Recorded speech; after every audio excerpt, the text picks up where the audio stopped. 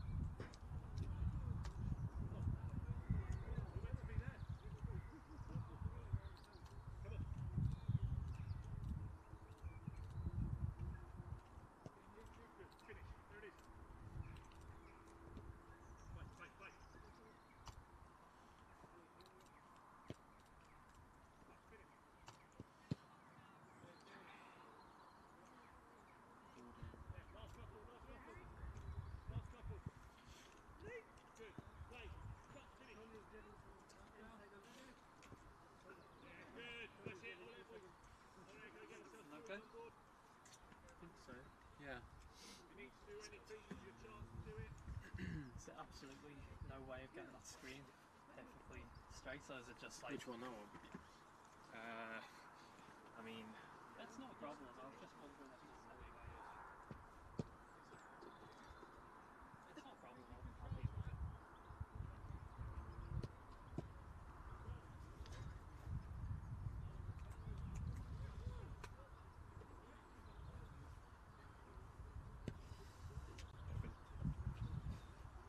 Have you seen the thing? Tape? Yeah. I've got tape in my bag. Oh, okay.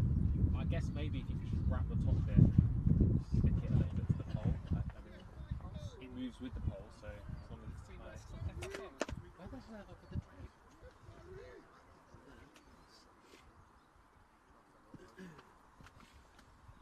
Hi guys, you good to go? Yes. Yep. Have you guys got team sheets? Yes, team sheet's been provided, and they are in now. Brilliant. Alright, left. I'll go left. Yeah. Campbell deck, you know, Oh.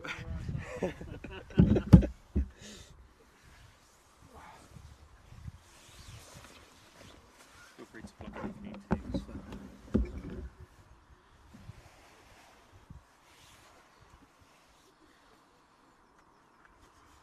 So yeah, I guess as they start walking out onto the pitch, I'll bring you guys in. You'll see, because I'll just change it to the live picture, and then you'll be live to go. That is fair. That's brilliant. I'm just getting sore.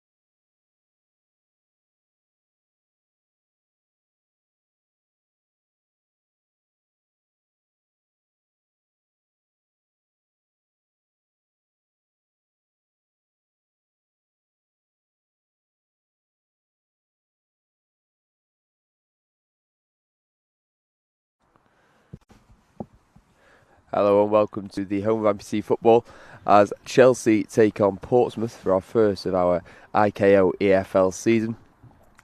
As the lads line up and we'll get ready to go in just under 2 minutes time. I'm sure we'll be getting underway for the start of the league action for the 2024 season. Alongside me I've got co-commentator Scott Rogers, and we'll be bringing you all the commentary across the airwaves this afternoon. Scott, you're the England head coach, of course. How's that going? It's nearly, a year in charge? Yeah, a year in charge.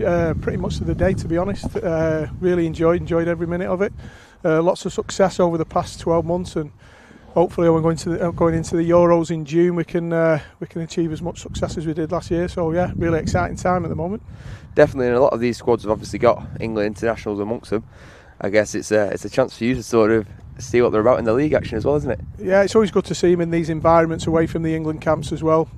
Many of them playing different positions as well for the club sides, which is always interesting to see. Particularly interested in this game. Both teams have signed some new players, so come with big expectations this season, both sides. Chelsea much stronger as well. Portsmouth will be smarting probably a little bit from last year, having Everton won the league and the cup, and they'll be hoping to start the season really well. So yeah, exciting again. Definitely, and certainly you mentioned the sort of signing new players. Nathan Fisher has obviously swapped the blue of Chelsea for the blue of Pompey this season as well, so he starts there as well. So what can we make of that one? Yeah, I think it's a great signing for Portsmouth. Nathan's had a great year, played a real fundamental part of the Nations League back in June, and he'll be wanting to make a real positive start for Portsmouth. Great signing for him. I've just noticed there as well, Helder Silva, he's alongside Harry Ash there as well. Harry Ash is sort of stonewall in midfield, the Rolls Royce as we like to call him with England, so it'll be good to see what he's got to show us today as well. Yeah, absolutely, Harry. The Rolls Royce, superb. Helder and Harry, both very, very intelligent footballers, and they'll be crucial for Chelsea today. Definitely. Well, just under 30 seconds to go, I'd say, and as Portsmouth come out of their huddle and they're ready to kick off the new season.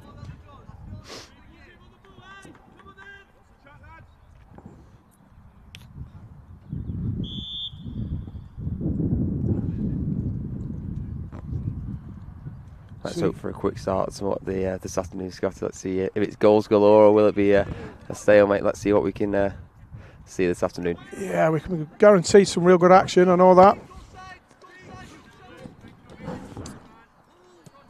See Chelsea lining up in a very familiar formation than they did last year as well. Certainly, and one to point out there is Sofian, obviously.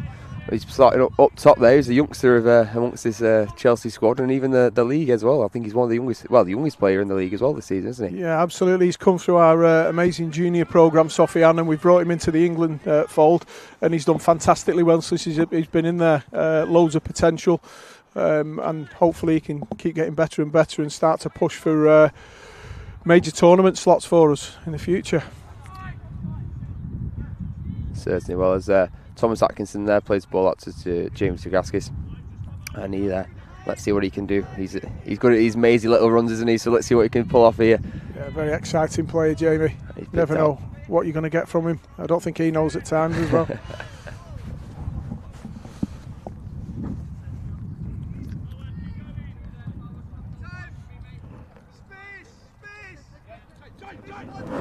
As Jamie switches the ball, and Portsmouth could gather momentum here as they move forward. TJ Yates is another one. He sort of top goal scorer in the league again last season. I think it's back-to-back as well. So let's see what he can bring in as well. He'll hope to carry on the form that he brings to the league each year, because it's certainly something to catch the eye and the attention of viewers. Yeah, so TJ's really important for Portsmouth, the way they play. They like to get the ball into TJ as quick as you can, holds the ball up really well, but also got a real eye for the goal. It's no surprise that he's been the top goal scorer in the league for the last few years. He's very, very dangerous in that final third.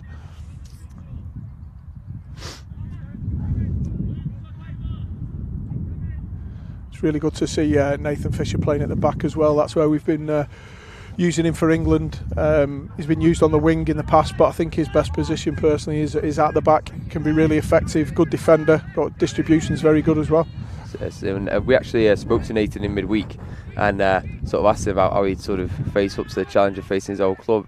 Do you think that has an effect on the mindset of players when they face up against the opposition sort of so early on in the season? Yeah, I think so. I think it's definitely a factor. There's 3 very, very, very good teams in this league this year, and there's no easy games. So yeah, it's definitely a factor, I'd say, Reese.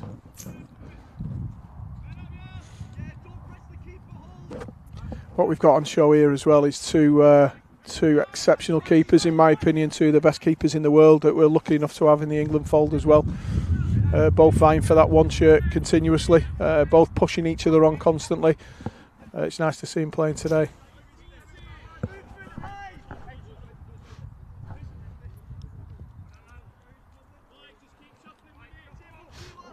Let's see what Portsmouth can bring forward here as Matt Dean makes that run inside. Lovely movement. It's a great run from Matt Dean there.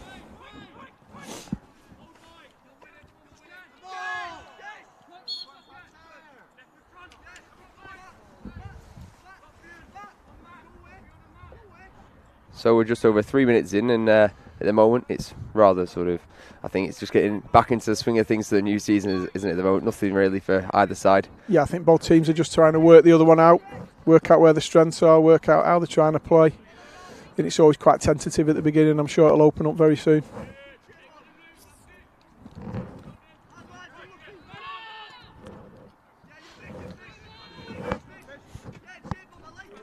I think once that ball gets played forward to Michael up front, it's important that the Chelsea boys come and join him. At the moment, they're a little bit deep. He's very good at that, Michael, isn't he? In terms of when they fire the ball up to him, I saw it last season. He holds it open, and there's a few goals actually that Chelsea managed to pull off. In terms of when he's held it up, and Harry Ashley sort of made the on-running supports, and Harry Ashley's sort of a threat moving forward. He's box to box, isn't he, as well? Yeah, and it's something we've been working on with Harry within the England fall. We want him to be more dangerous in and around the kill zone, as we call it, the top of the box. He's a player who potentially could score a lot of goals from that area, but it's a case of getting in that area as much as possible, gambling at times, and he's an intelligent footballer. He learns and he does what we're asking him to do, which is great.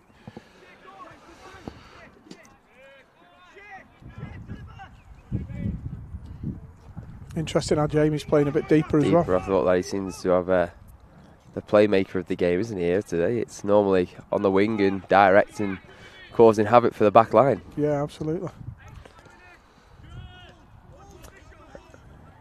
As Chelsea progress into the Portsmouth half, and nothing comes from that one.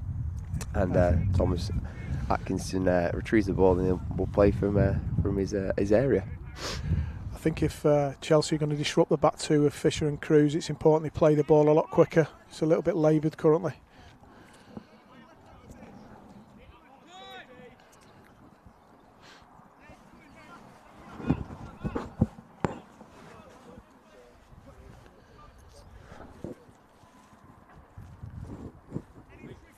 Interesting how Portsmouth are pressing really high as well, stopping Chelsea from playing out. They obviously feel as though that's a threat, probably with Helder. Certainly, sort of playing out from the back, how sort of effective can that be in transition? Obviously, it brings the defensive team higher up, and obviously you can sort of transition behind and you could sort of find a 2v1 situation. So how effective can that be? Because I know England have trialled that before, and we see sort of the likes of the national teams of Turkey and Poland also do the same. Yeah, I think what we've got is very, very good ball players at the back, and as have Poland, as have Turkey. What a ball from James Trigaskis. Unlucky Shea Gray nearly got on the end of that.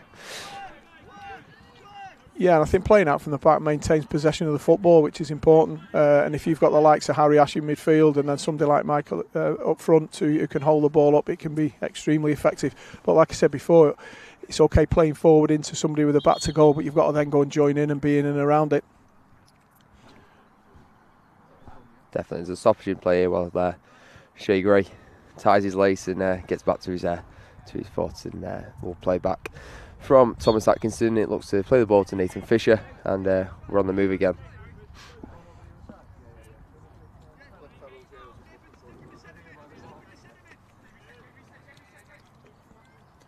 Here comes J-Bomb. That's what Jay does best, isn't it? That mazy run, nobody knows whether he's going right, going left, to absolutely terrorise his defenders. Certainly, obviously, especially with this today, Jamie and TJ both play for England. They'll have a good connection with the pair of them, and obviously Matt Dean as well is there. Actually, it looks at the moment that Matt Dean has actually switched with Jamie on this occasion. Jamie's gone out to the wing, and Matt has actually gone to sort of that playmaker holding position in midfield. So it's a tactical switch there from Portsmouth, and we'll see what that makes of it. Yeah, that's an interesting one. I think from an effective point of view, I think Jamie on that wing providing ammunition for TJ is really dangerous. I think that's a good decision.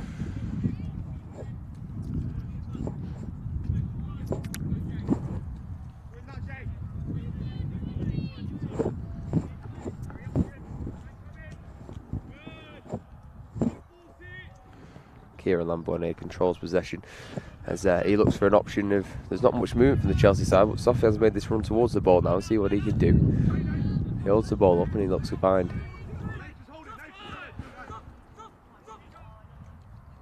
Yeah, there again, we just need to move that ball a little bit quicker, Chelsea. I think the Portsmouth lads are finding it quite easy to defend against at the moment because the ball's moving so slow.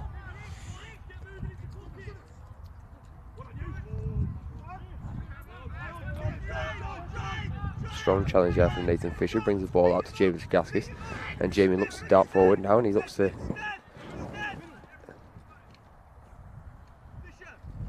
Well, that's the first of sort of the action that Kieran Lambourne's been called into so far after 8 minutes. 8 minutes gone.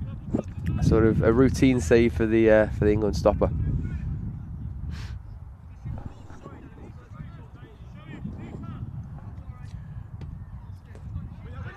See, that seems to be the out ball. That's the one they're looking for, that ball into Michael. And Matt Dean's done well to pull away from Ash there. He shoots. And it's off the post. Lovely strike from Matt, that.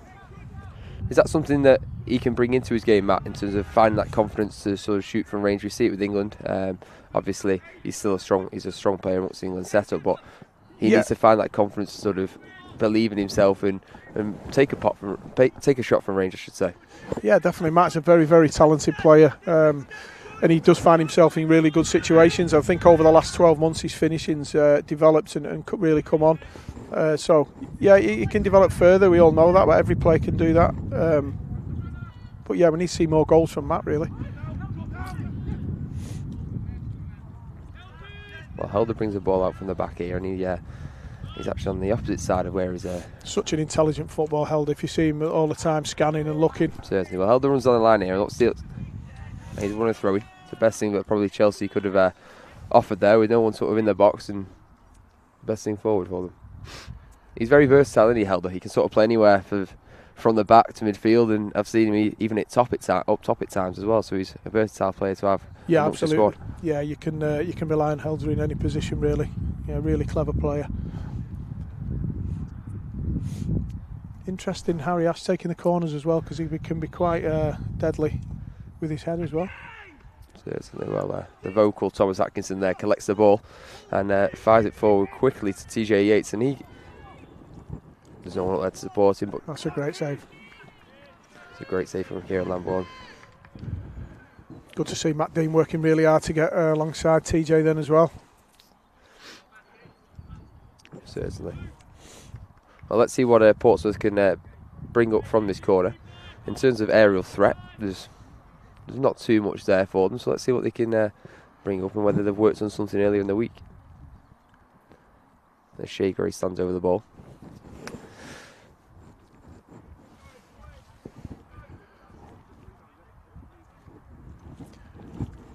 This is a position TJ can be really dangerous with as well, very good in the air.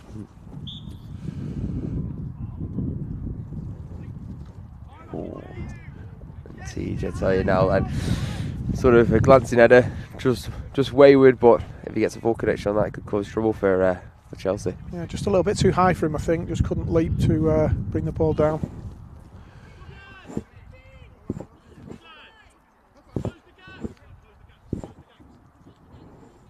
There's that ball into Michael again. A good touch from Michael. This is the point where they need to get players around him. Superb hold-up play there from Michael. Yeah, better. And let's see what he can do now. He's got time on the ball. Let's see if he can beat his man. Connor Cruz steps in and he can retrieves possession for Portsmouth.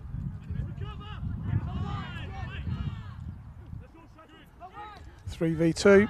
Michael, he plays it out wide. Sofian's here. Sofian's wide. He shoots. And straight into the midriff of Thomas Atkinson. And you see there, he uses his hands to sort of say calm down to the Portsmouth guys. That was a real good opportunity, that, for Chelsea. Found themselves in a 3v2 situation.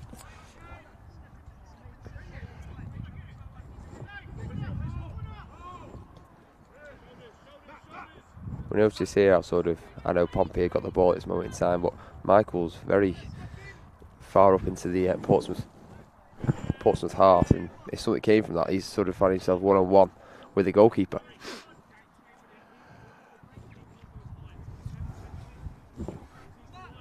Another tactical switch there from Portsmouth. Jamie back in the middle, Matt Dean out wide.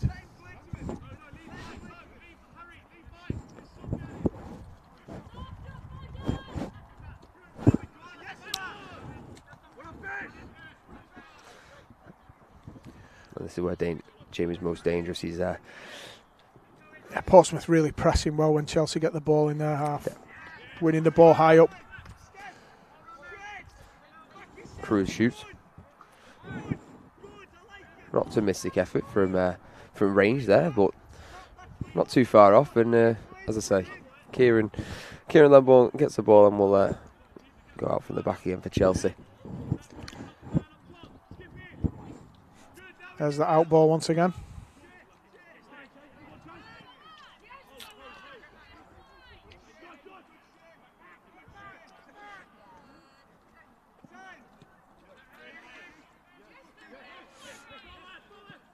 Harry Ash picks out Sofian on the left hand side here, and Sofian's, let's see what he can do. He plays it back.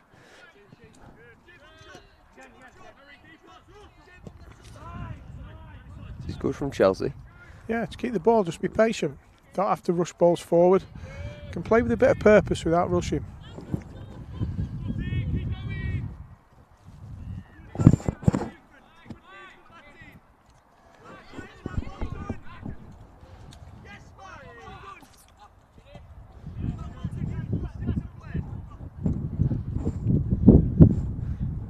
But again, Pompey very sort of tight to their men, aren't they? So don't allow for much movement for the Chelsea boys.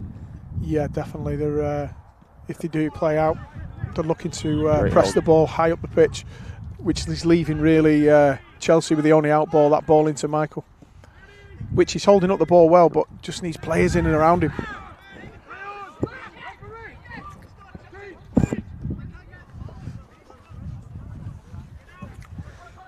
Connor Cruz brings the ball forward. He finds Matt Dean out on the right hand side. And a great interception there from Harry Ash. That's what Harry does. He reads the game really well, screens passes really well. And again, a Connor Cruz effort that wasn't going to trouble Kieran Lambourne. He's actually deflects off Helder Silva for a corner. So let's see what Pompey can do from this right hand side. This time Matt Dean is the man over the ball. And it looks... I think Chelsea are defending quite well, you know, Reese, which is why Connor is having to have shots from distance. Yeah, they're finding it very difficult to get in and around and behind.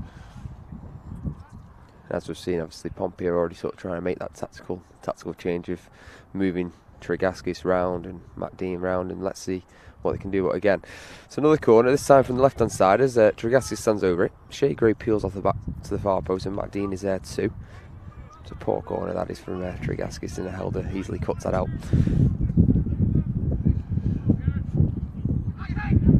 For me, they've got to get the likes of Jamie Tregaskis and Matt Dean on the ball just in 1v1 situations and causing havoc up there. At the moment, they're not really doing that.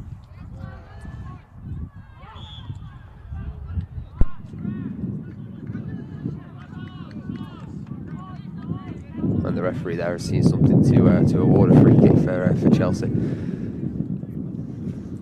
I couldn't see much from our commentary area, from the gantry as we call it here, Scott, on a very windy gantry, isn't it? So it's a very cold gantry, Rich.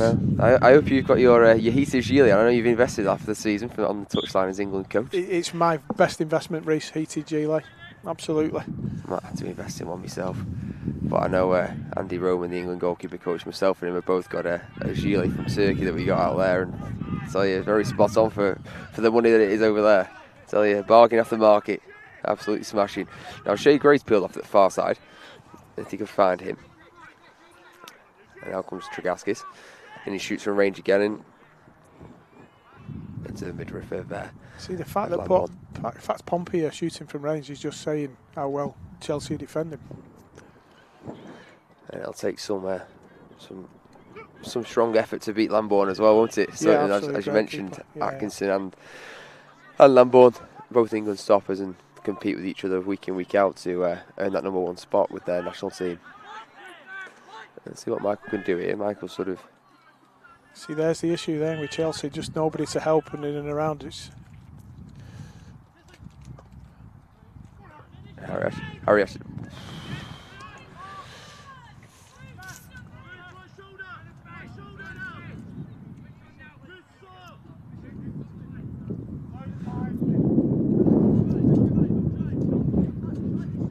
Chelsea will be happy with this so far after nearly 18 minutes played, and goal still goalless. Yeah, I think the tactic from Chelsea is just to sit in that low block and deny them spacing behind, because that's where the likes of Tregaskis and Matt Dean are going to hurt you. So it's a real good defensive masterclass from Chelsea so far.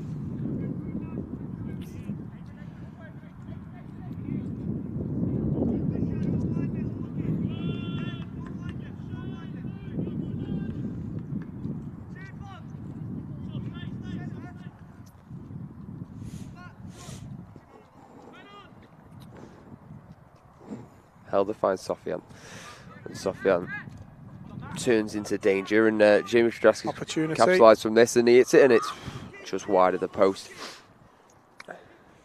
You'd be disappointed with that, Jamie, because you're usually very good in them situations. So there's a bit of a sort of a show of frustration there from Jamie too. So as you say, I think it's getting to him and maybe the Portsmouth squad that they can't sort of break down Chelsea at this moment in time. Yeah, it's frustrating when a team sits in a low block and denies you space. It's really frustrating, but that's when you've got to move the ball around quick, shift them and create opening and create gaps to go and exploit.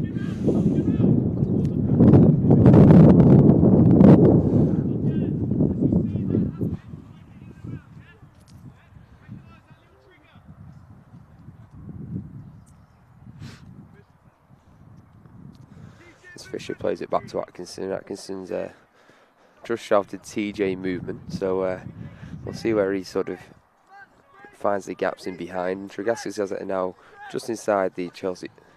I think that's how Portsmouth played last year, a lot more direct, playing into TJ, and they got a lot of success from that as well. If Harry Ash looks far wide here, Sofian's wide again, he might take a pop at it himself.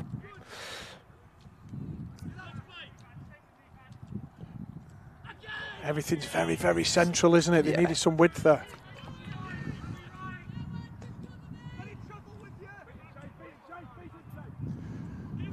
And TJ's one-on-one here, see what he can do. He's a bit...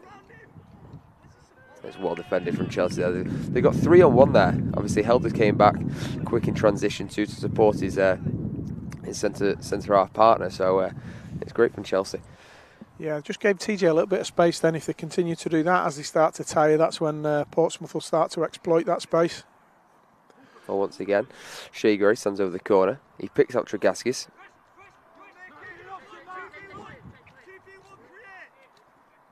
He does a little step over, and Tregaskis goes direct. And TJ's found the gap here. And great save from Kieran. Lovely save. Jamie's starting to get the game a bit more now. Find himself in situations where goal-scoring situations. Such a fast player, isn't he? To watch, great to watch. I know. I'd hate to defend against Jamie. As you say, you don't know which way he's going, left or right. That was a chance. That was a chance for TJ Yates there. He's normally clinical from that range with his head, and it's a chance gone begging. That was a massive chance, and I said before that TJ's very, very good in the air, and that's he'll be disappointed with that. Should have had that on target at least. But it could be a cause for concern there for Chelsea. That's two sort of opportunities that Portsmouth have had, just, and it seems a bit of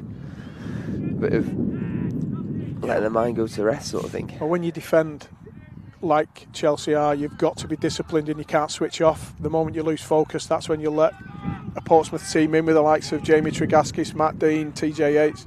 Now you've got a 3-on-2 situation here as Chelsea retreat. Tregaskis finds TJ Yates. TJ Yates turns.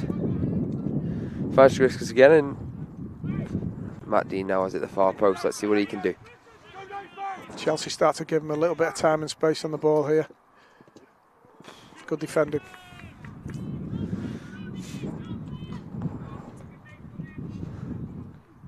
Feel a goal coming, Reese? I can indeed.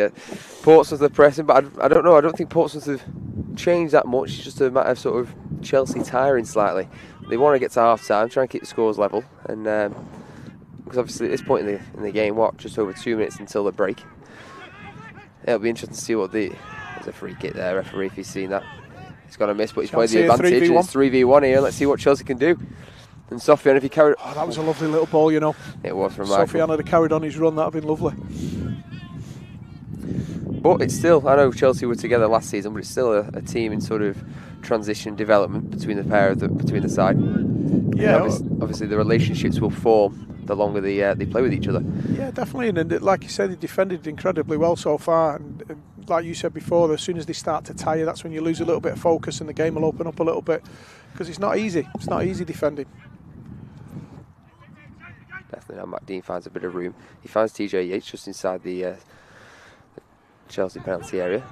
And now Harris could attack here, and he finds Michael. Now again he's held it up, but there's no one up there to support him. Here comes Helder. Helder Silva finds Michael once again. So let's see what Michael can do here. Finds smash, and it's better from Chelsea. It is better from Chelsea. And it just shows that if they get the bodies up there, you can create these chances. Yeah, and it's tough when you sit in a low block and then all of a sudden we transition quickly. It's difficult to then get up the pitch to then experience another transition to then get back in that low block. It's tough. But that was a big opportunity, that. Now as Cruz comes forward again now, just into the Chelsea half. And what a lovely pass from Matt Dean, that. Was a lovely pass, and it sort of... Lambourne did well to sort of react to that, because if Shea Gray got a touch on it, it could have gone anywhere. I think it's a correct decision there from the referee.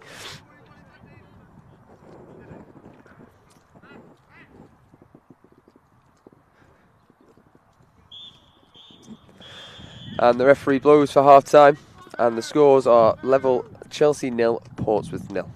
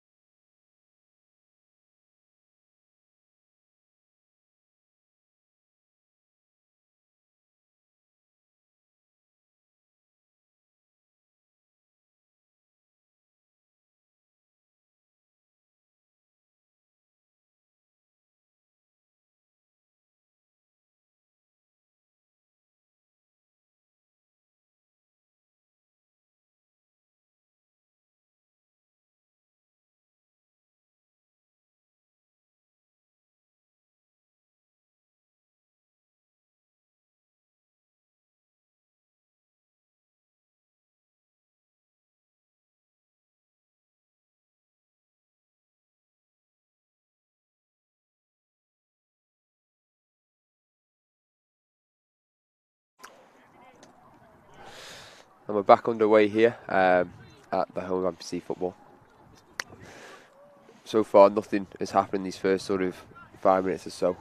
We have sort of had a technical issue, so you will notice that the camera angle has changed. However, nothing untoward. Maybe a slight penalty shout for Chelsea. Thomas Atkinson appeared to bring the attacker down, and the referees waved away any appeals. So, as I say, it's 0-0, and we're back underway.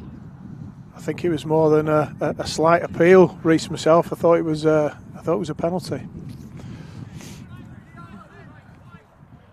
But there was a substitution at half time for Pompey as Connor Cruz made way for Mike holds the ball up here. Yeah, Tony Mills at the back. It's great to see Tony Mills back playing again. Was part of the England setup before the World Cup, and then unfortunately had to pull out due to a back injury. Sorry, Scott, Chelsea were in behind there, and just called Atkinson into a save down to his right hand side by the front post. And you mentioned, yes, Tony Mills, so he returns to league action, doesn't he? And he's an aerial presence as well for Portsmouth. Yeah, he really is a presence. It's great to see him back playing, and hopefully he can stay injury free as well and make a push for the England squad as well. And once again, Chelsea retain possession, and as they begin to move forward from their rear guard, they find Michael, just as he did in the first half. He's held it up well in the first half as well, so let's see if he can get bodies forward in the second half and be able to support him there, Londoners. I've been really impressed with Chelsea, the way they've gone about the business race. Certainly, it's something that obviously last season, as I mentioned earlier, they're a team in transition, and they conceded quite a few goals last season. However, pretty solid so far, I'd say.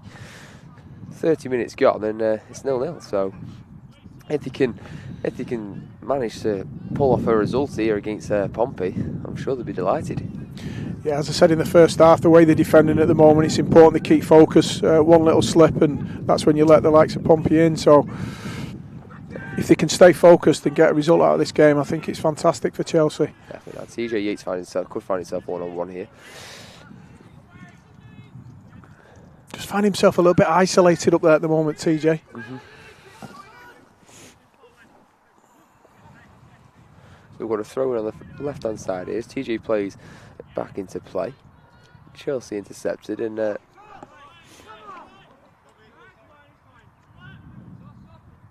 Sofian sort of gave up there. I think he could have gotten to the end of that and maybe created an opportunity going forward. I think he's just a little bit of an experience that'll come as he develops. Definitely. Now Tregaskis does a few little keepy ups, and he now darts forward just as he does every year. He's going through on goal there. It's a great interception in this. You just cannot give the likes of Jamie Tregaski that time and space on the ball, because he'll just manipulate you. And again, a sort of a cry of anger there from Tregaski. So another sense of frustration, it seems, but.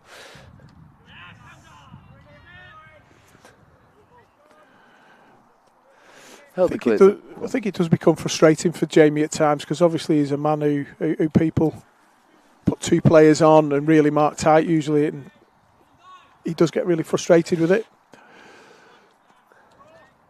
But then he should take that as a positive, because it's what good players. Oh, it's off the crossbar from Matt Dean, and that's the closest we came to a goal in this game so far. And let's see what Pompey can conjure up here. Just starting to find a little bit of space, aren't they? They are now, yeah. Let's say, we saw that towards the end of the first half, didn't we, as Chelsea sort of backed off. But Tregaski shoots from range, and. But again, that's testament to Chelsea's defending, isn't it? The fact they're having to shoot from range, it's just denying them space in behind. As we mentioned, in terms of Tregaski, he finds himself 2 or 3 players on him sort of in every game, but that's testament to himself in terms of his ability, and he should take that as a positive, shouldn't he? Yeah, 100%. I mean, that's he's a very, very dangerous player.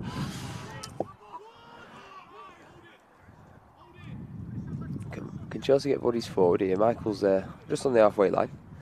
See, now the players are beyond him, so there's times where they need to go and support and being in a position to receive. Once they run past him, it makes it very difficult to get the ball to them. And now this is where they find them loose at the back, Pompey. And it's there's 1-0. the first goal. And just like last season, the partnership between TJ Yates and Tregaskis makes the game 1-0 and opens the scoring. But look at that, the pair of them come together, and Thomas Atkinson there is sort of having a few words with them to sort of compose themselves as well, because it just shows it's a test of patience. Yeah, that's a classic example of that as well. Of they've been in a low block defensively, they've transitioned, they've got bodies forward, but then Portsmouth have played forward quickly on another transition, and that low block isn't there, and they've taken full advantage of that. Well, Chelsea get us back underway here as they look to make amends and find this equaliser.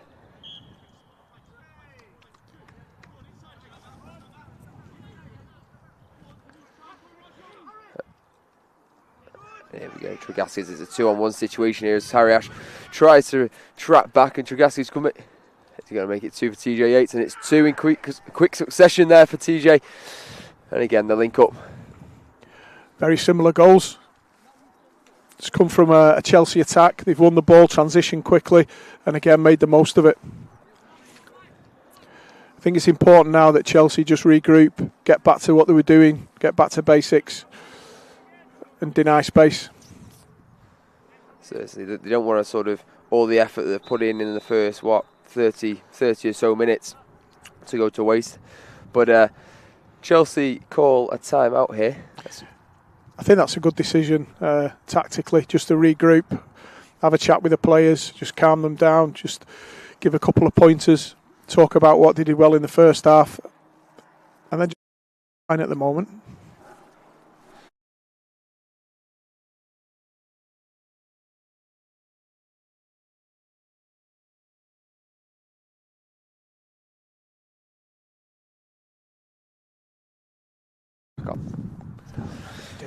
But no, I must. So we should mention, especially this season, the league sponsors, Scott, IKO, for what they've supported us with, and it enables us, especially something like this, to put these games live coverage of the league this season. So we thank IKO for their support, and it's a huge movement for amputee football in England.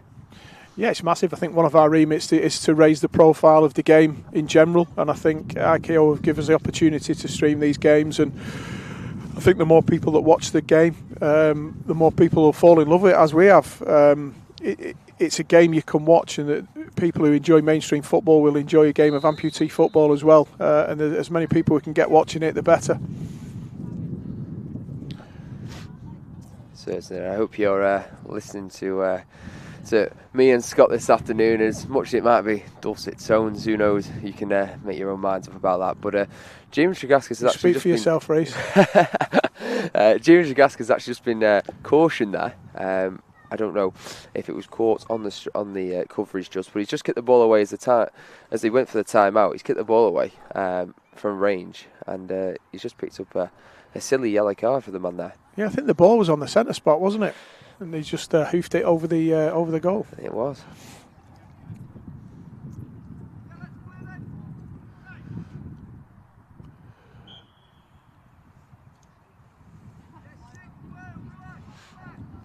Well, we're back underway here as Chelsea regroup.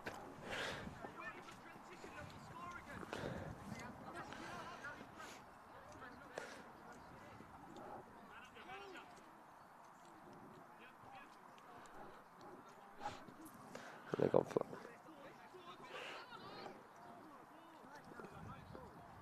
well played there from Fisher, just to sort of see the ball out and allow Atkinson to take control of the game and play out from the goal kick.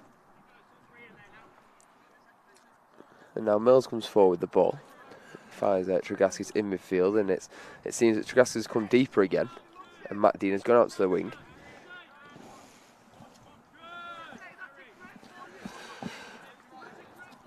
I think Chelsea need to exploit that ball into Michael. As soon as it goes in, Eafla and Sofiane have got to come in and support him. At the moment, he's too isolated in the middle, so he's holding the ball up well, but then no outlet for them. Definitely, it seems actually the second half they were going long every time to Michael in the first half, but the second half they're trying to make their way up to him, and it sort of gone against them. Obviously, Portsmouth have capitalised from that, scoring 2 goals so far in the second half. But let's see whether Chelsea return to the long ball forward to Michael. Well, anyway, Michael stands over this corner kick, and let's see if they can capitalise. And there's a coming together there in the box between Tony Mills and Harry Ash. There's a slight appeals from Kieran Lambourne down the other end of the pitch, but yeah, I don't think there was anything in that. no, I don't think there was there?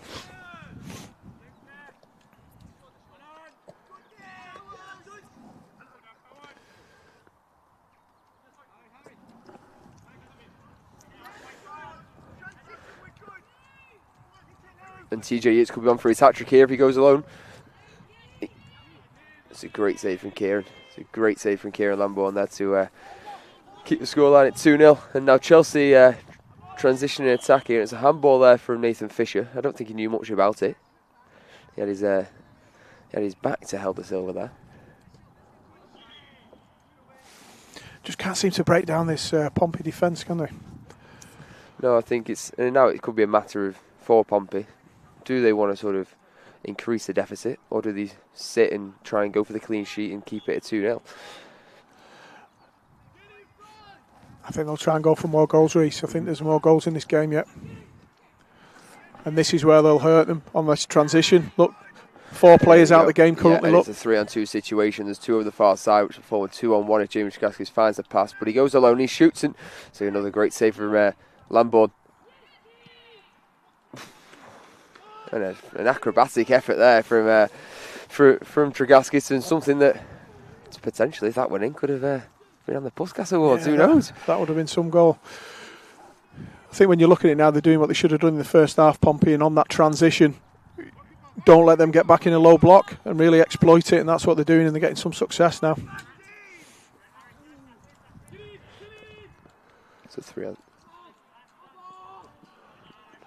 Tragaskis claims fan ball, but I don't think Harry Ash could do much about that. It's just a matter of 2 yards where he just kicked the ball straight at him. So,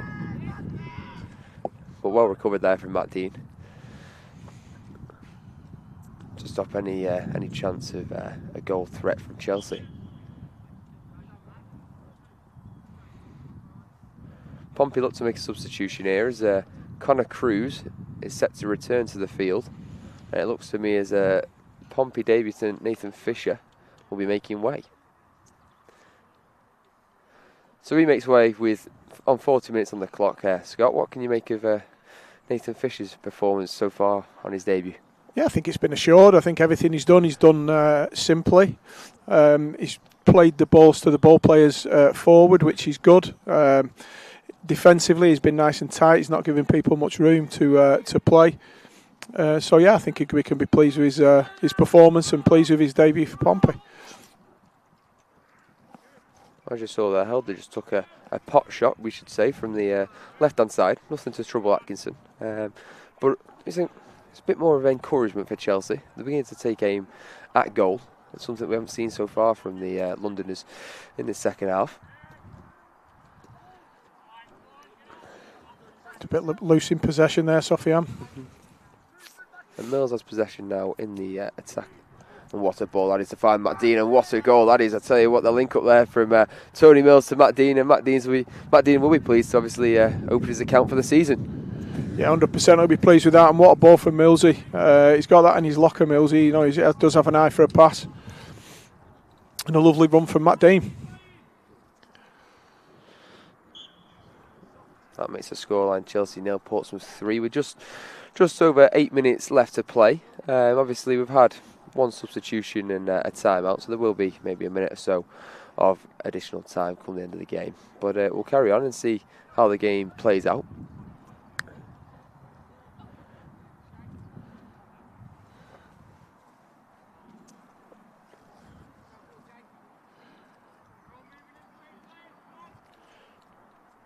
But it's noticeable this half that Michael has dropped deeper, hasn't he? He's dropped into the midfield kind of thing. And what a ball that is. What a link up from Harry Ash. Helder's in here and forces a save from Atkinson, and Tragaskis recovers. Yeah, you look in that situation there where Helder beats the man, and then you've got Eafla stood there watching. He needs to be really pushing forward, running and getting on the edge of that box.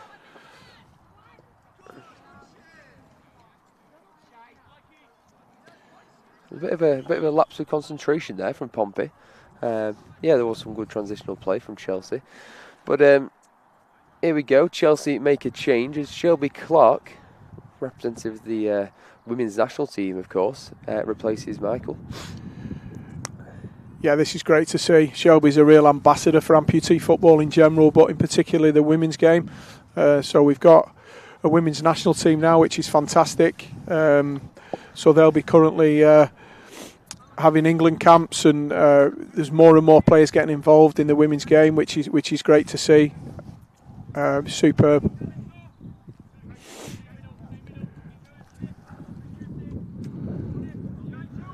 It's a great touch from Tragaskis here, just to control the play. Now he looks to make one of his usual mazy runs. He beats Harry Ash and he sends Harry Ash to the floor. He finds Shea Gray. You cannot give Jamie Tragaskis that much room. You've got to be tight to him. You've got to be tight and stop him from playing. Connor Cruz now moves forward. And what's the ball that is? Oof. That's a fantastic run from Matt Dean. He's made some great runs this afternoon, Matt Dean. Obviously, he's got one goal to go with that, but if he keeps making those runs, I think he'll be in amongst more goals. That's great to see him recognising that run across the goal as well, to come in with a real good header. And Sofian shoots from range. Helder made a great run in behind them, just didn't spot him. Through the back post, but again, as you say, I think it comes with experience, doesn't it, and the link up of making these sort of partnerships and relationships between the players as they spend more time together. Yeah, most definitely. The more time they play, the better they'll become at that. A cynical foul there from Shea Gray. Matt Dean was on the floor, and Shea Gray felt the need to just trip Helder as he tried to make his way forward. Naughty one, that one. It was indeed naughty.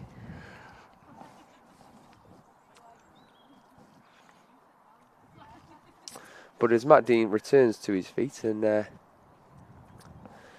foot, I know. I tell you, well corrected, Scott. Well corrected. Easy mistake to make, Reese. Easy mistake. We'll have a few this afternoon, won't we? Well, I might. Scott, I'll leave you out the conversation for that one.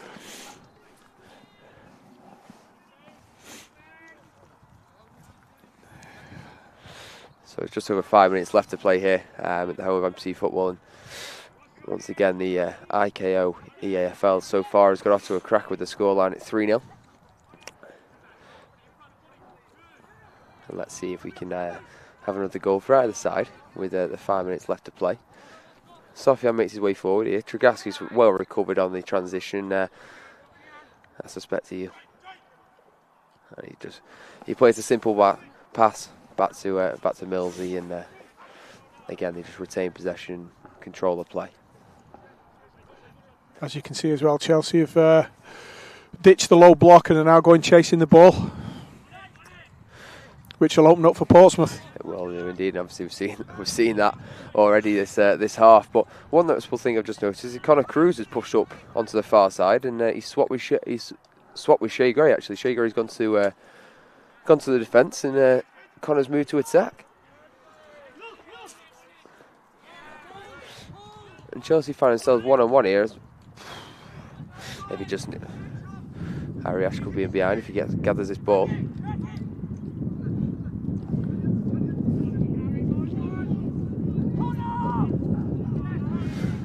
Chance here for Chelsea. 2-1, chance here. And come on, Sofian. Oh, unlucky. Thomas just managed to gather it. Yeah, he'll be wanting to keep all that clean sheet, Thomas Atkinson. It was obviously, I think, last season, if I remember rightly, got joint Golden Glove with Phil Grace, I think, last season. So we want to claim that award for him this year. Yeah, he'll certainly want that award, as will Kieran. Yeah.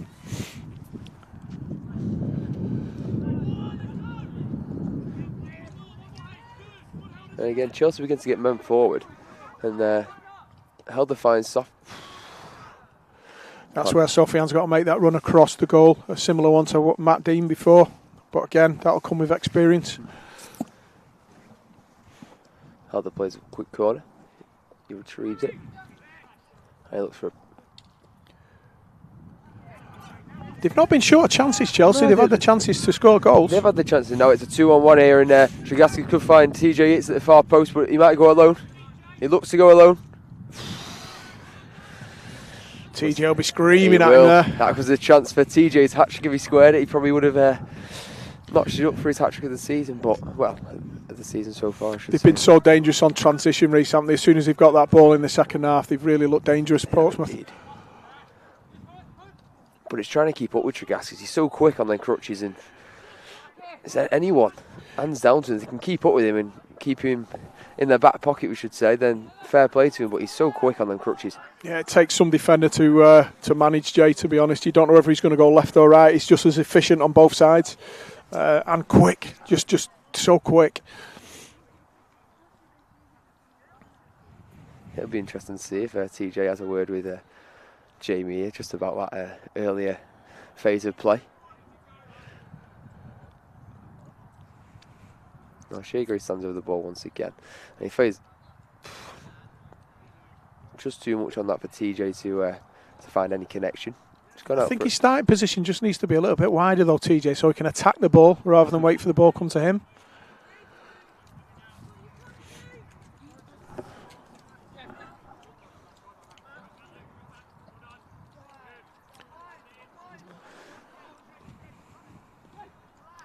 Cruz and Shea Gray have both switched positions yet again in this half as they win a corner. Just over 1 minute left to play. As I say, probably about a minute additional time due to the time out earlier in the half. Now he plays it short to Cruz. Cruz picks his head up and finds Mills, and Mills can shoot from range here. Will he do it? He will indeed. It's well blocked by Helder Silva. Now, if he found the attacker there, Sophie, and then it was going to be a one-on-one with the keeper.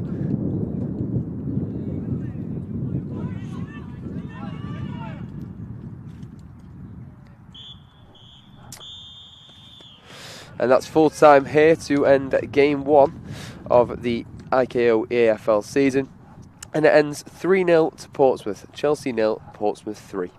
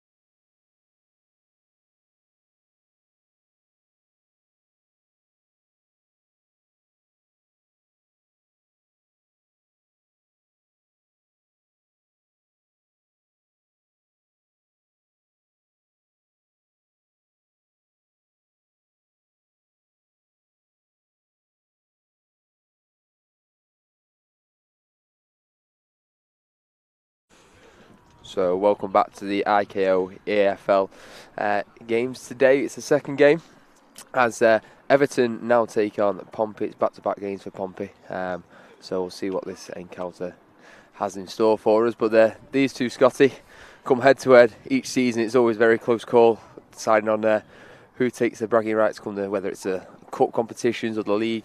Everton obviously prevailed this last season in this league, in the competition, and they've got Champions League qualification there, but obviously it's always a tight one between the two, isn't it? Yeah, I'm looking forward to this one. Both teams want to get off to a start against each other.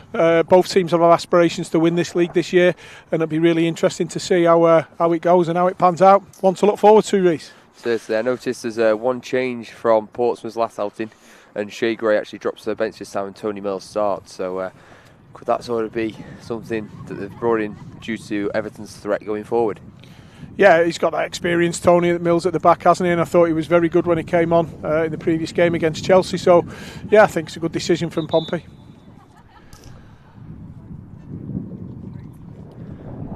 A lot of England players on show here, Reese, as well. There is indeed. So it's an exciting spectacle awaits for us. But I noticed that Thomas Atkinson there, he's got the captain's armband actually for Portsmouth this season. So that's something that I'm sure he'll be made up with going forward. But I notice he's on that toss. He's decided to switch ends, and they're just in the huddle regrouping. So let's see what awaits for us all. But Reece Ramsden here coming out to this far side now. He's an exciting talent, isn't he? Yeah, very much so. We're very lucky to have Reece within the England fold, along with Jamie Tregaskis. They absolutely rip defences apart. They never know which one they're going to do, and they're really starting to play together well as well. So yeah, be interesting to see them two up against each other today. They usually kick lumps out of each other. Well, for a lad from Bolton like Reece Ramsden, I tell you, used to that up there. They made a tough stuff, aren't they, up in Bolton? Oh, not so bad. Well, Liam Burbridge gets us underway here, and he gives the ball straight to David Tweed, and David Tweed plays out to Sean Jackson, a man that's it's been a long time coming. It actually makes his Everton debut today, following a lengthy spell out through injury with an ATFL ligament injury to his ankle, and obviously he had to undergo some surgery to get back on the pitch as well. So good luck to Sean today. Great to see Jacko back on the grass. I know he's been looking forward to this game and looking forward to this weekend. He's had a couple of England camps now, which he's come through really well. So massive season for Sean. Definitely. Well, Thomas Atkinson has it at his feet here. He plays it forward to TJ. Interesting to see Everton's formation to start with. Dave Tweed at the back, and then two wider players, Jacko and Biscuits.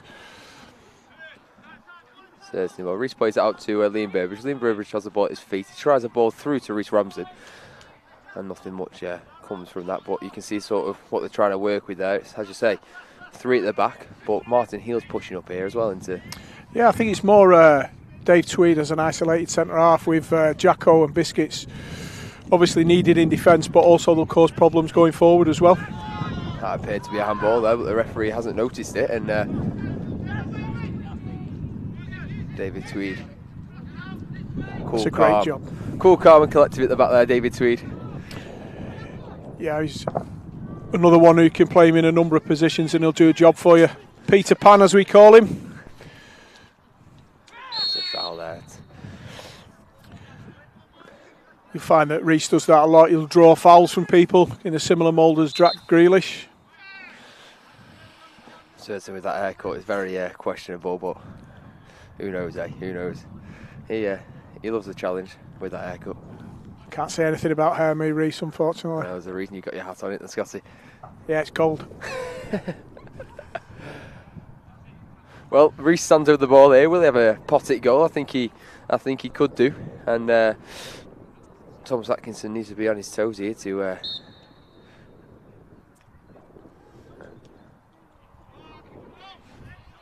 Be disappointed with that. Reece is usually accurate from that distance.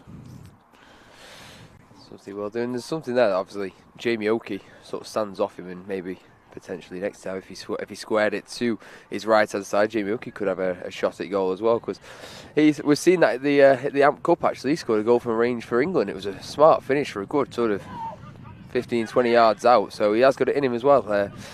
Yeah, he's one of the best strikers of the ball within the England fold. Jamie can really strike a ball, and I think that centre midfield position, there's real competition for it within the England squad. So, he's over the next 12 months or so, he needs to fight for that position, and playing in games like this in that position is going to help him.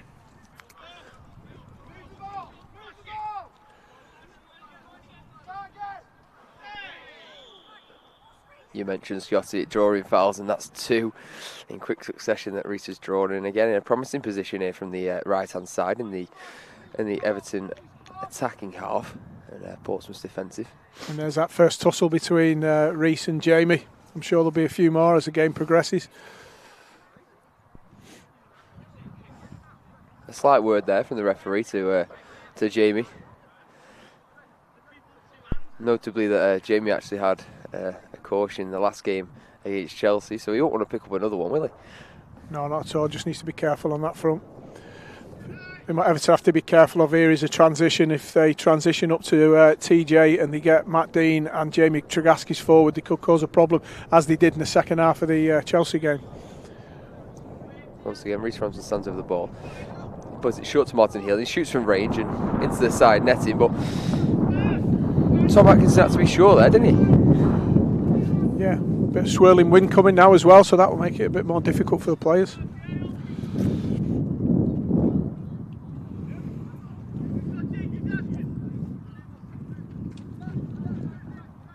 You can see Atkinson's asking for options here, and he's just a bit sort of maintaining the ball at the moment, but it's allowed for Tregaskis to drop deep, and that's it from a goal kick. Thomas can't go straight into the second half. For those of you who are unfamiliar with the rules of amputee football, it has to be bounced out to a player before Thomas can go long, as he just has. It's interesting to see that, as you mentioned, the isolated TJ Yates up top has gone there, much like how Chelsea did in the first game. Chelsea obviously pinged it up to Michael. That's what they're doing with Portsmouth as well now. So yeah, absolutely. Yeah, it'll be an interesting battle between Dave Tweed and TJ Yates as well. Well, Nathan Fisher plays it loosely there, straight to the feet of Oki, and Oki can progress here. And he's moving forward. He tries. And if Burbridge got that onto his toe, he could have been in there. Oh, quite tight that, wasn't it?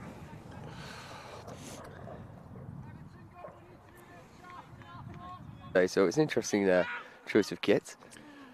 Yeah, some very bright ones on display today, isn't there? No way. Don't think I could pull it off, to be honest.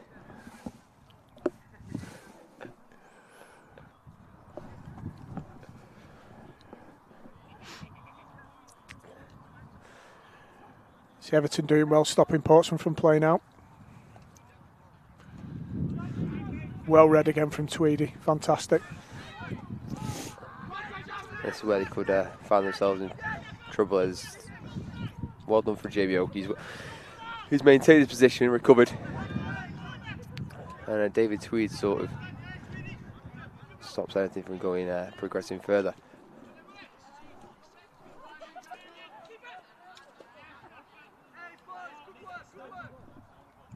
Shako sends the ball out behind the goal for a corner kick to Portsmouth as Matt Dean makes his way over to the left-hand side.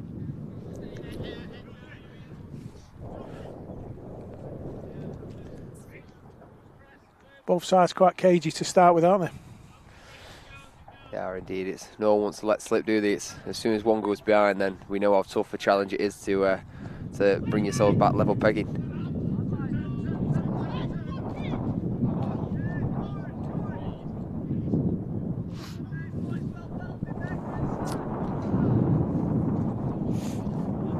Everton defending quite well at the moment, to be honest. They're not finding much space, Portsmouth. So now Strix has it on the outside here. He points to Matt Dean. Matt Dean squares it straight across goal, but it comes to nothing. He goes for a throw in on the far side. Something I should mention actually, Scott, is the Everton head coach, Mark. Of course, he's alongside your coaching team with the England setup as well. So, sort of, how will he sort of line up for this game? Because as we mentioned, there's a lot of England talent on display, whether it's in Everton squad or Portsmouth, in terms of how will he sort of set up today, because he knows the players inside out. Yeah, and obviously that helps. He's a great coach, Mark. he has a real good knowledge of the game. So he will have done all his homework on Portsmouth, and which is why he's set up in the formation he has. Hopefully they can defend well and cause problems on the other side of the ball as well. But yeah, again, another coach we're lucky to have within the England fold. Seriously, Martin Heal has just picked up a yellow card there for that late challenge on Tregaskis. Some may say maybe quite harsh after Matt Dean brought down Reese earlier on, and something of quite a similar nature. So some may deem that quite harsh on Martin, but anyway, he's got to maintain that he stays on the pitch now with the remaining 40 minutes of the game to go. Yeah, that's something he has to improve in his game as well, Martin. He's can be rash sometimes and jump in, and he doesn't need to. He's a very, very good defender. Just needs to be a little bit more patient there, else he is going to pick up bookings, and the last thing a team want is to lose a player to a sending off or a suspension.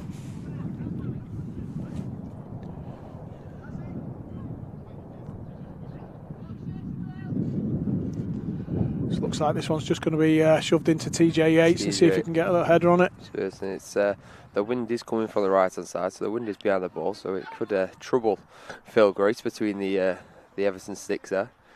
So let's see what comes of this one. And he goes with the fist, and he manages to make the most of it and get the ball clear. Now Reese Ronson's through here, and Tregaskis is that's something, obviously, that Everton are swift on with Reese Ramsden as well going forward there. So they've got to be careful there, Portsmouth. Both sides have in terms of the one-on-one attacks with the threats that they both pose. Yeah, I think with Everton playing this formation, it's important for Portsmouth to transition quickly and get the ball forward to TJ as quickly as possible, and then join in, get in and around him. Definitely. Liam Burbridge plays it to Sean Jackson here. It just evades Sean Jackson. Now he needs to recover on there. I thought it was Matt Dean actually over the far side there, but I need my glasses on, Scotty, I tell you.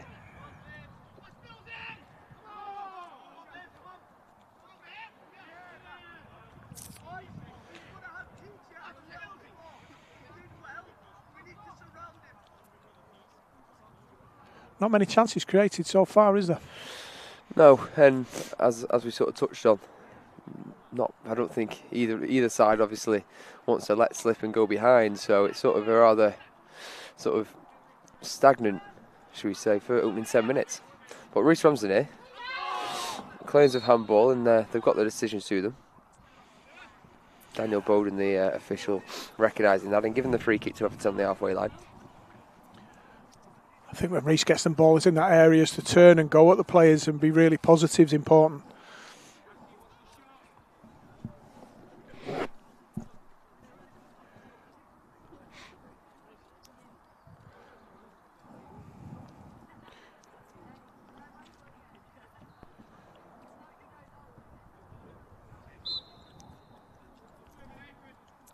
So David Tweed looks to find his teammate. He finds Reese there. And Mills forces him back out towards goal. But Jamie Oki can strike from range here, and he shoots, and it's a strong save there. A strong hand from Thomas Atkinson, and he forces a corner. That's what we talked about before, Jamie Oki finding himself in them positions, because he does strike the ball beautifully, and that's a perfect example of that. Needs to do that more.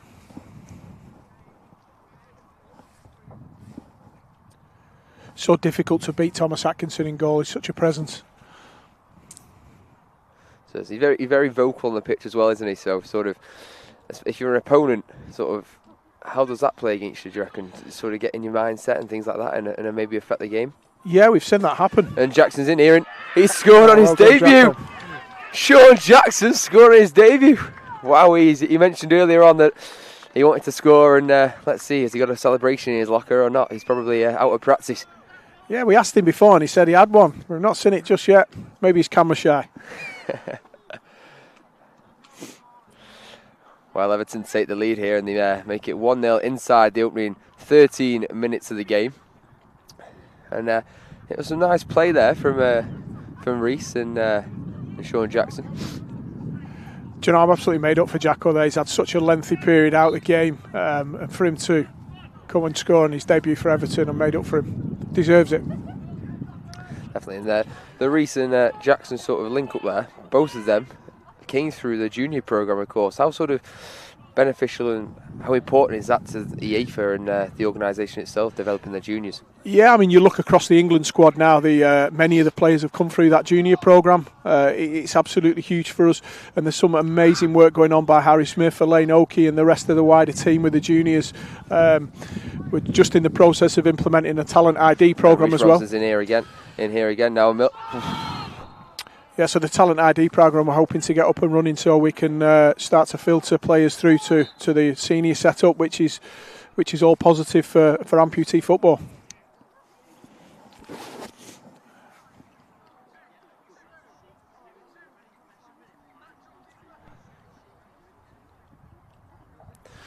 So once again, Everton have a free kick in the final third here, and again it came from a handball there from Tony Mills. So we'll see whether Reese has got it in his locker. His first one was a bit wayward, and something that Scotty alluded to, say he was probably going to be not too impressed with his first half. So let's see what we can do here. He plays it short to Oakey. Oakey gives it Reese back, and Reese hits it, and from my angle, it looked like he went a whisker wide of the post. I'll have to see that one again, Scott. Yeah, you see Everton as well, if they've moved Dave Tweed into centre midfield as well, and Jamie Oakey was out wide a minute ago, but they've rotated, which is good to see. So Matt Dean plays it out to this near hand side to James Tregaskis. Now he goes on the wing, and Jackson's got something to deal with here, and he cuts inside. He faces up with Tweedy. Tweedy puts a foot in, he can't get there, and he shoots. And it's a side netting, and it caused some panic for Phil Grace there between the sticks. And I think sometimes when you're defending against Jay, it's just a case of standing there and just being a block. As soon as you start to dive in, that's when he'll just dance around you.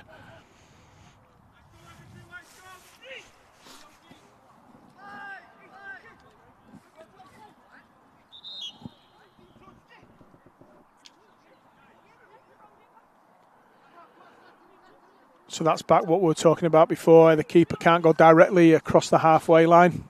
So the referee deemed that Phil in goals played the ball on the full. Everton are claiming that he passed it back, but I don't really know why they've got a claim for that, because for me it was just straight from a goal kick. So yeah, I think he was claiming there was a touch on the way through. Right. It deflected off and went in.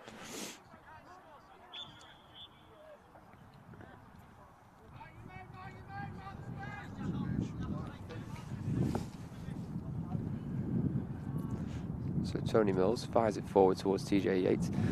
He holds it up well, and let's see if people can get bodies around him. Tweed puts a foot in, TJ Yates hits it, and it's a great save from Phil Grace there to his down to his left-hand side. That's a really good save from Phil, but Dave's just got to stand. Dave Tweed's just got to stand there. He had a little nibble which enabled TJ just to spin him and get a shot off at goal. Just stand up. He's facing away from goal. He's not causing a problem.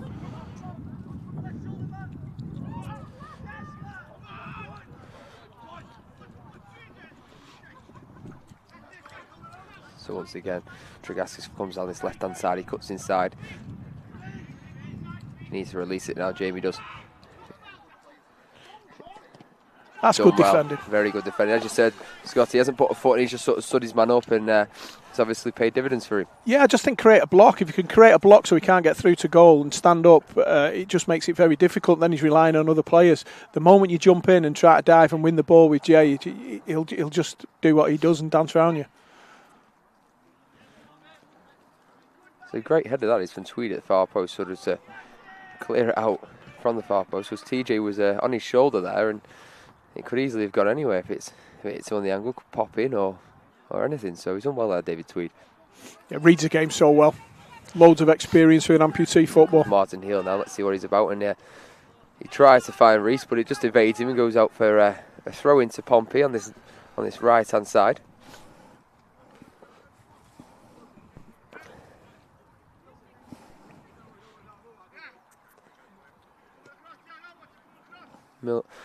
Tony Mills resumes play there and finds Thomas Atkinson. He hasn't actually had much to do, despite obviously conceding by one goal from a Sean Jackson goal so far. He hasn't actually had that much to do as of yet, Thomas Atkinson. Jacko's came across this right hand side as well, I noticed.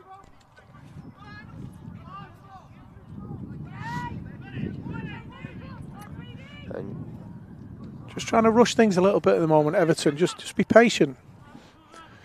That was something that Pompey had to do in the first half against Chelsea, didn't they? And now Burbridge is in here, and Burbridge can find a shot. That was a chance. That was a chance for Liam Burbridge if he got it. It was sort of stuck under his feet, but under his foot, I should say. But if he got it out his feet, I thought he could have capitalised on that. Yeah, that's a huge chance. He'd be disappointed with that, Burbs. He could have even taken it on one step as well.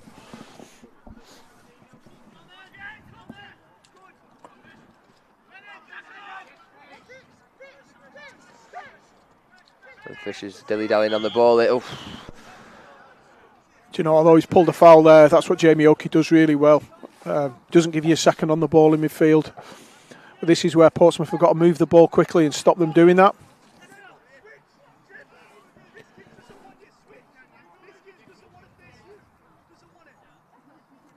Like a dog with a bone, isn't he, Jamie Oakey? He doesn't give up on it.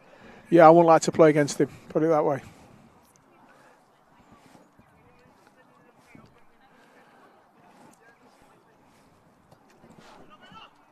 Once again, it's pushed forward to TJ Yates, and Matt Dean has it now on the outside.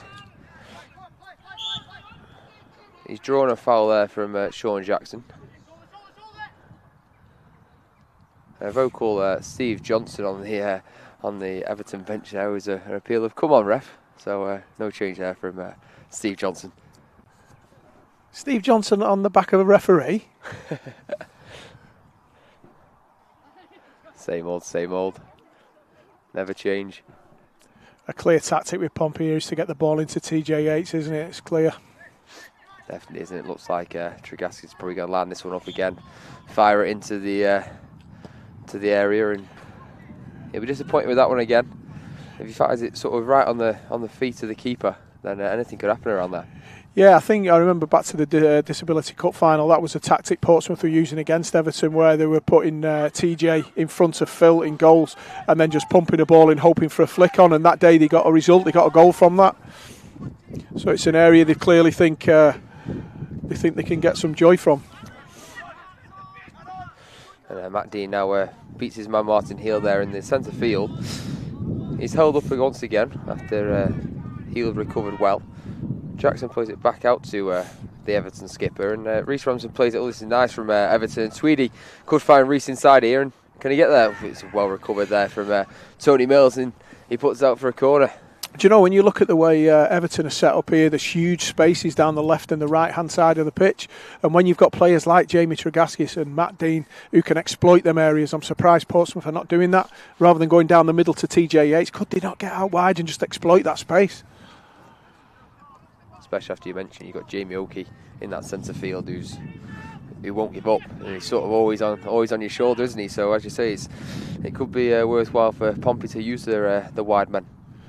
Yeah, I mean, you can see now, look at the left and the right of the pitch, there's huge gaps that we could exploit.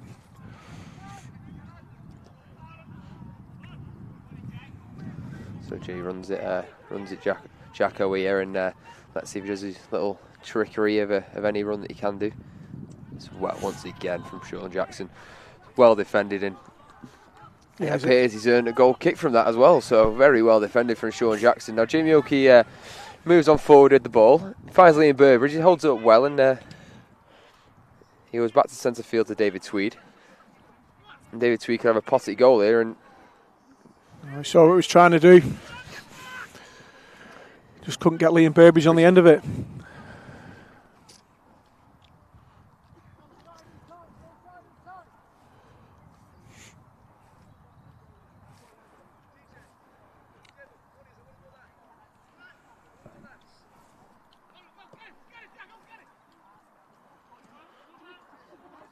it's a good ball there from Thomas Atkinson to get Pompey up into the Everton half. And again, Jamie Oakey is just breaking up play in that central part of the pitch, isn't he? Fantastic.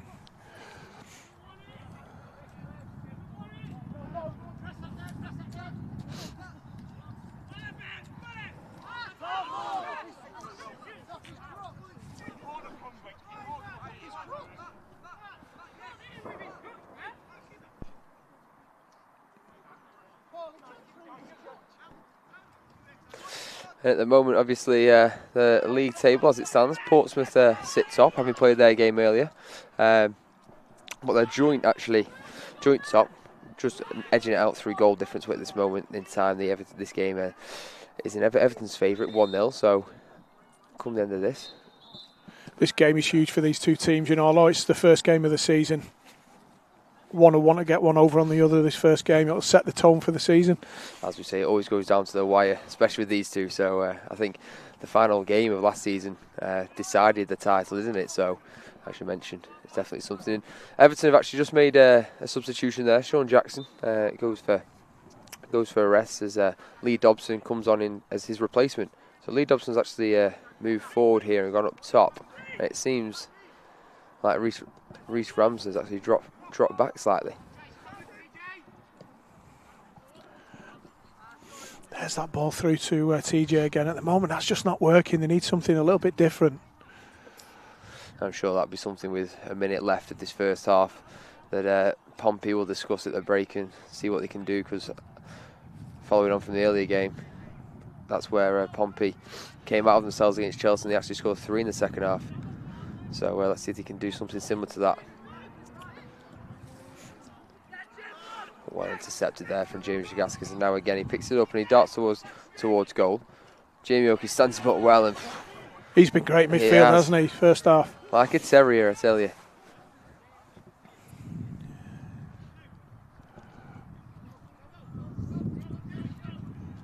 I don't think he's actually lost out on a tackle yet, Jamie Oakey. Reading the game really well. Yeah. And what a ball that is! It's a chance. It's a chance for TJ Yates. It's glanced off the top of his head, it appears, and something that, I don't know, maybe 1 yard further in front, he could have got a full shilling on that and popped it in the back of the net.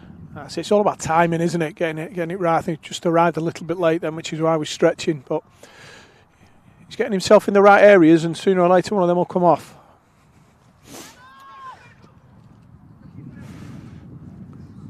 Playing a bit of a risk there to play out from the back to Jamie Oakey, and he had a man on his shoulder. And obviously, look, it's fell to a throw-in, I should say, and on the box for Fisher. And once again, Jamie Oakey's there to send it for a corner.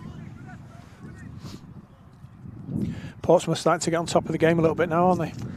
They are indeed, but the whistle, I suppose, is imminent of going for the end of the first half. But it looks as if the officials will allow this corner to play out.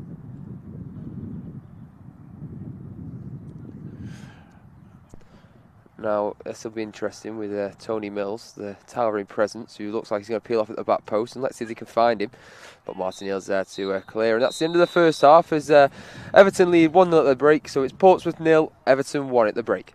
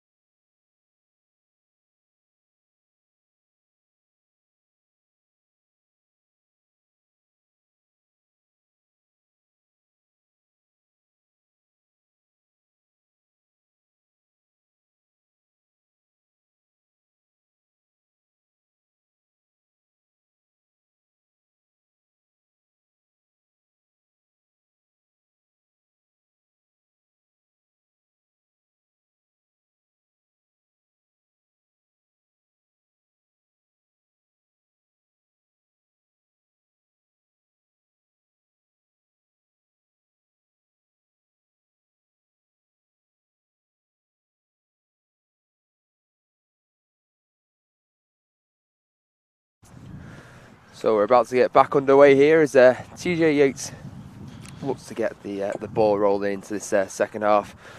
Everton lead at the break, 1-0 with a goal from Everton debutant Sean Jackson.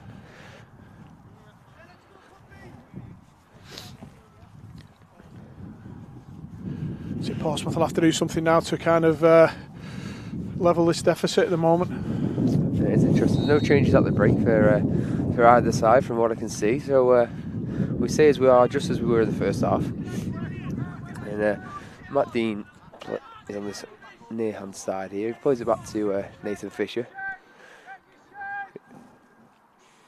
Finds Tony Mills at the on the opposite side. And Tony Mills comes on that far side now and plays the ball down the line. TJ Yates is there to hold the ball up.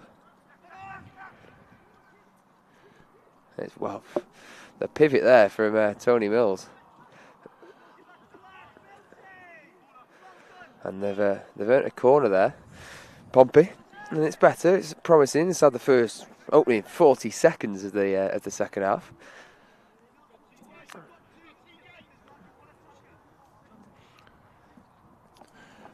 This is where TJ can be dangerous. Just come out a bit too quick, didn't it? It was there though. It was there.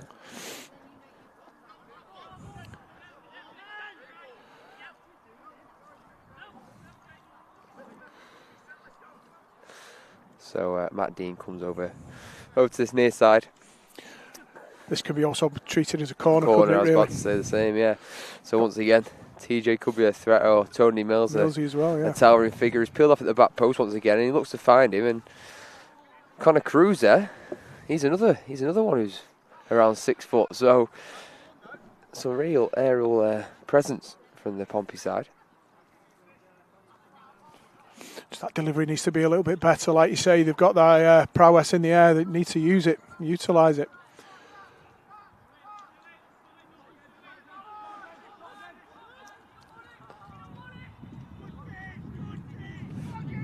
So Rich Jamie Oakey once again collects in the in centre field. Reese Ronson now picks it up. Twists and turns past Jamie Tragaskis. Reese finds Liam Burbridge under pressure. Burbridge finds Oakey, and Oakey's there. Can he let strike? Thought he could have gone first time, Reese. Come across his path. I thought he could have, and as we say, he's got it in his locker to do so. But he's out a corner from it, so it's better than nothing. And it's another chance to attack the Pompey goal.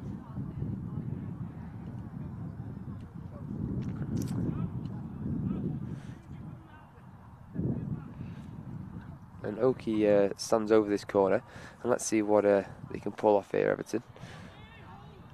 It's an interesting, and almost pressurising Oakey there, and he finds Burbridge. Matt Dean picks it up and collects, and it's got to be a yellow card. That is a cynical, yeah. And Daniel Bowden, well, cautioned Jamie Oakey for that challenge on Matt Dean there, and knew full well what he was doing. He was stopping the counter attack, something that now Oakey's got to be careful of, because he's always in that midfield on the shoulder and making challenges, so he's got to be careful now.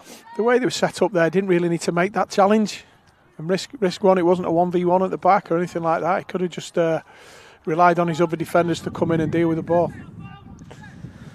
That's two Everton players now, Martin Hill and Oakey, both on yellow cards, so he needs to be careful and just maintain level-headed in the game and keep the composure. But Reese Ramsden now is on the centre circle, and Tragaski stands him up well. Just think with the firepower at the disposal, Portsmouth, they just need to try something a little bit different. They're persisting with this ball into TJ and not getting much joy from it, to be honest.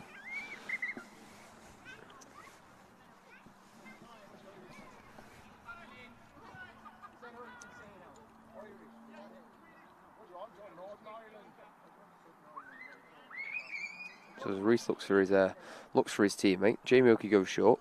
They play the 1-2, and Reese comes back out and creates the angle.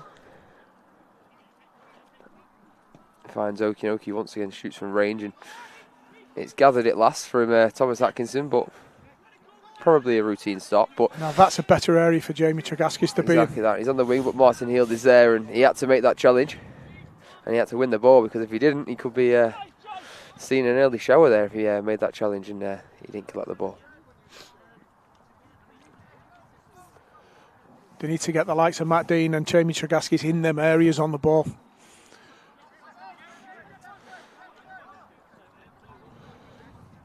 Fisher finds Matt Dean on the far side. He finds Tony Mills, and Tony Mills has got it under his foot. He finds Matt Dean again, they square it. And Lee Dobson picks up possession. Now this could be a chance for Everton as Reece Ramsden picks up the ball on the halfway line. And it's a 4-on-2 situation. He finds David Tweed. Tweed hits it first time, and it's a great save from Thomas Atkinson, but could Everton have done more there? It was a 4-on-2 situation. Did Tweed, he could have had more time on the ball and find a teammate? Yeah, I think so. I think when you look at that picture there, you've got a number of options. But he's a centre forward by nature, and I don't think he was passing that one. He was always going to have a go. Just going back to Pompey's last break, that was much better, wasn't it? Matt Dean out wide and we're creating opportunities from that position. Just cutting in here, Scotty. Reese on the ball again inside the Pompey penalty area. Dave Tweed lets strike, and again it's into the glove of Thomas Atkinson. But yeah, no, you mentioned Pompey. It was better what they've just shown just before the Everton chance. You can see Jamie Tregaskis pulling out wide here on the right hand side as well. That's the position he needs to be in. Tony Mills has the ball under his foot, and as he looks for an option, Matt Dean creates the space, and he'll probably give it back to Tony.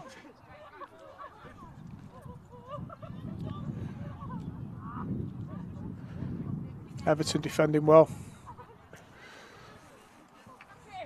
Man-to-man defending, and there's not much room for manoeuvre for Pompey at this moment in time. Yeah, Atkinson goes long, and again nothing. As expected, Mark Dolan's got these well drilled, hasn't he, defensively. Portsmouth finding it very difficult to get in. But in some ways, I think they're playing into Everton's hands. Well, Reece Ramsden once again is picked out by Martin Hill. Martin Hill follows on his run down the right-hand side. Reece lets strike, and well saved again by Thomas Atkinson and claimed at the second attempt. Had a number of opportunities from distance, haven't they, Everton? Just need to close them down, Portsmouth, a bit more, stop them shots from coming in.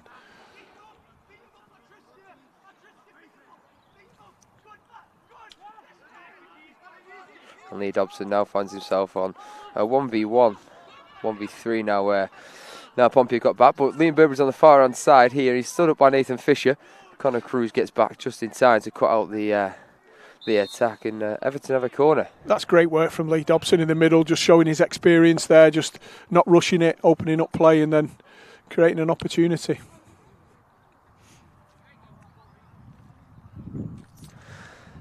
And the substitution here again for Everton as Lee Dobson makes way for the returning Sean Jackson, who obviously opened the score in today's game early in the first half, but he comes on again. Let's see if he can get a second of the game.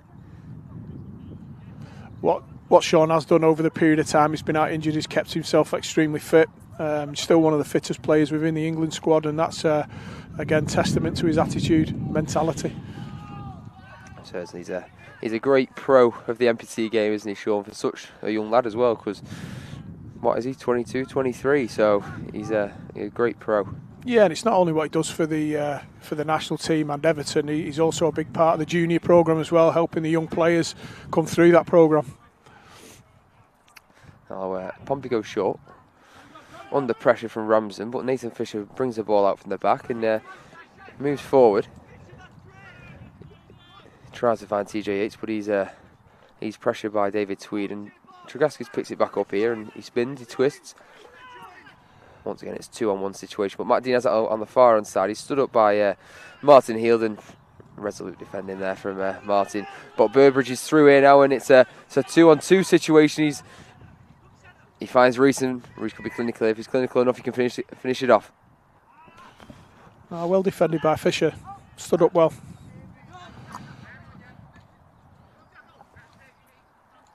And the game's beginning to open up here now, Scott. Yeah, 100%. And Jamie Tregaskis is down this right-hand side. Jackson once again puts it out for a corner, but it is beginning to open up, and something tells me there could be more goals in this game. Yeah, they've dealt with Jamie Tregaskis well, haven't they, Everton? Not give him a chance.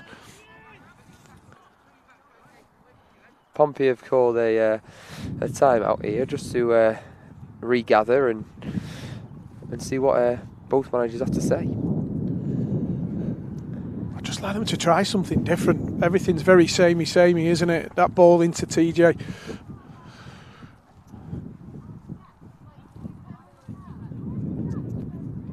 But to anyone listening, if you are only just tuning in, the score is Portsmouth 0, Everton 1. And there's a timeout just inside the opening stage of the second half. The earlier game, Chelsea faced Portsmouth, and Portsmouth prevailed 3-0 winners in the opening game of the IKO EAFL season. But there's been some real talent and decent football on show so far in both games, hasn't there, Scott? Yeah, very much so. I think it's been a great start to the season. I think the games have been competitive. I think some players have really shone. And, you know, I'm excited to where this league's going to go, because it is a competitive league this year. A lot of the England players on show within this game alone. And it's good to see how they're faring before we meet as an England group in February.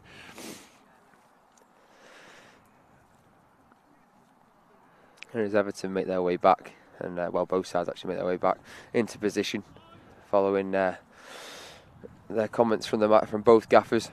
But it was interesting there that, as I mentioned, Thomas Atkinson's got the captain's armband, and he was having a word with a few of his players there. So we'll restart from this corner kick down this right hand side that James Lukaskis is making his way over to.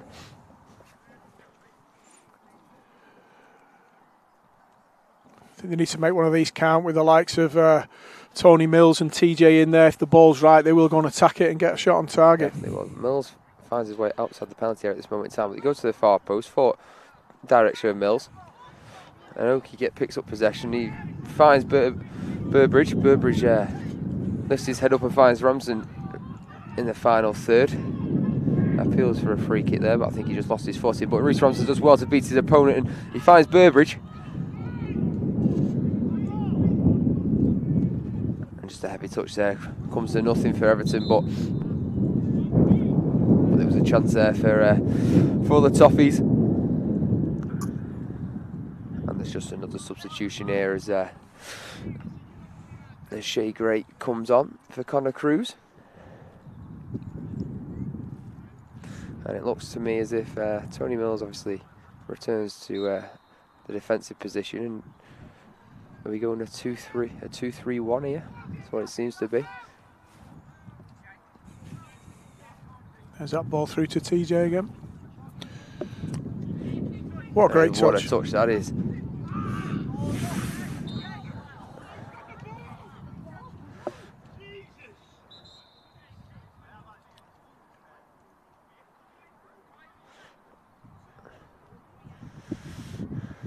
It just came in a little bit late there, Jacko. Probably a bit of ring rust for him there, I think. Certainly, they claimed he got the ball, but I think he got a bit of his opponent too at the same time. And obviously, you see Tregaskis there pointing to his ankle, but he should be all right to carry on. As fantastic touch from TJ, wasn't it? Great ball from Thomas, good delivery. Wasn't it stuck to him like a glove? But as Tregaskis puts his sock on just to show the damage caused by Sean Jackson's tackle. But I noticed David Tweed sort of trying to motivate his Everton side. Yeah, he's such a great leader, so well respected within the amputee football, and certainly within this league and England structure. Been there, done it, got the T-shirt, I think's the phrase, Reese. You can say that one again. I think, to be honest as well, he's been in the game that long. People think, will he continue? And you know what? The shape he's in, keeps himself trim, doesn't he? Oh, he's unbelievable. Yeah, he's very, very dedicated. Still got that enthusiasm for the game. Loves the game, and at this moment in time, he's worthy of his England place. Still, there's nobody's knocking him off his perch currently. So, as long as he keeps playing and doing what he's doing, he remains in that squad. Definitely. Once again, Phil Grace claims a punch, and it's a great header there from Shea Gray. He's beaten Martin Heald in the air there, and I tell you what, he's done well to rise highest. So well decent done. Finish that is. Yeah, Shea Gray, brilliant. But there's that ball in again. It's the Disability Cup final one, isn't it? Put it on the goalkeeper, see what happens, and they've come up trumps with that one.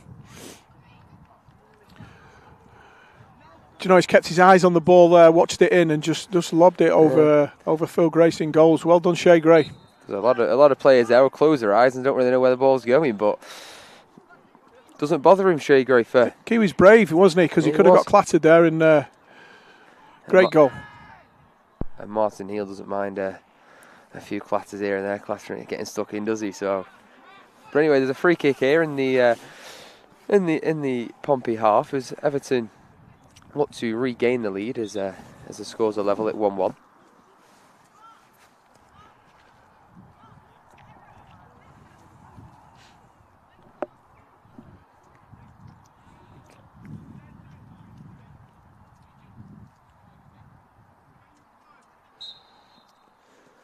He plays it short to Okie by his first time, and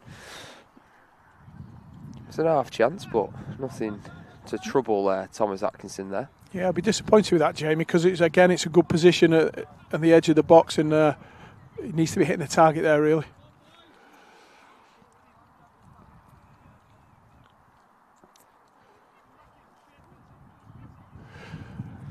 Thomas Atkinson asking come back in shape, so it looks like Portsmouth will reset and try and create the space for Atkinson to move the ball forward. But at the moment, nothing, not much movement from the boys in blue. But Liam Burbridge closes the goalkeeper, which creates space for Matt Dean, who plays it out wide here to Fisher now, and Fisher finds Matt Dean. Matt Dean's 3-on-2 here, and Matt Dean could let strike, and what a goal that is! Matt Dean! No, that is a strike. I tell you what. Now, he's got that in his locker, Matt. He's had a fantastic 12 months, Matt. His development's been incredible. He's pushing for a starting spot within the England squad. And it's for that reason, because he can come up with moments of magic like that. Pick that one out. Look at that top corner. I think it even clipped the bar and in. I don't think he can get it anymore in the corner. I think he enjoyed that one, Reese. Again, I'd like to see that was a rather calm celebration, but I'd like to see a bit better celebrations from a few of these lads. I know they got it in their lockers, just like the finishes.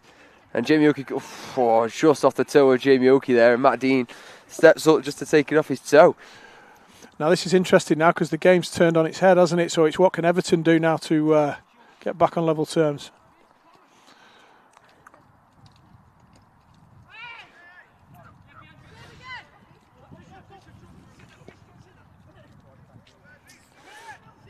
It's a good ball there from Jamie Oakey. I don't know whether he meant that for Sean Jackson, but it's found Reece Ramsden instead, and Reece Ramsden comes with a threat. If that came off, I tell you now, that would have been something more or less identical to the goal in the FA Disability Cup between Reece and Liam Burbridge. That was a similar one to that then. The back heel to find Reece again, but lovely back heel from Swedes, wasn't it? There's life in the old dog yet. I was about to say, it must be something they work on as well, these Everton lot. They love a bit of a back heel link up, don't they?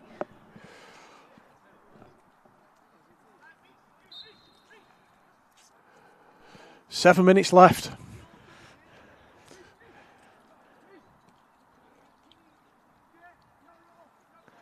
Martin Heal's in the far corner there, stood up by Shea Gray. He turns out and he tries to find Burbridge, but Matt Dean intervenes, and Reece Ramsden finds Jackson at the far hand side. Everton needs to be patient here. Jamie and Tees uses his stature to beat his man, and he could find Matt Dean at the far post here, but referee Daniel Bowden plays the advantage.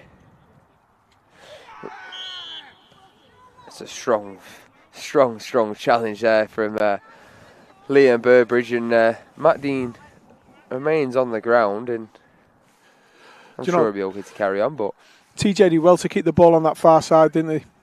He did indeed, and it's something using, because obviously he's a stature, isn't he, TJ, and obviously on them crutches, but from how he held that ball up and the movement, he's still sharp on them. Yeah, 100%. Let's see again. Well, it seems to me as Tregaskis might even go for goal this time rather than plant it on Phil Grace's on his toes, but let's see what they can bring up here. I think with only 5 minutes left, I'll be just keeping the ball at this point. You would think so, Scott, but Jamie Tagraskis, he'd love to get on the score sheet. I'm sure he got 2 assists in his opening game this afternoon against Chelsea, so I'm sure he'd love to get on the score sheet. So he might have a shot at goal here. You'll put one in the top corner now, you what? I know. He's certainly got it in his locker, hasn't he? So let's see what he can do.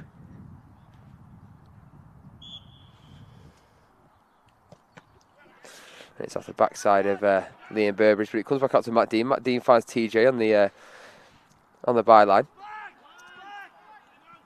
Well defended by David Tweeds, and he picks up Reese Ramsden just inside his own half. Reese Ramsden beats his man Fisher. He looks to find space. The switch ball is on. He finds Jamie Oakey, and Jamie Oakey has it inside the final third. He's looking for options, and he's gone back out wide to Martin Heald. Jackson makes a run inside. Just to look after them passes a little bit, Martin.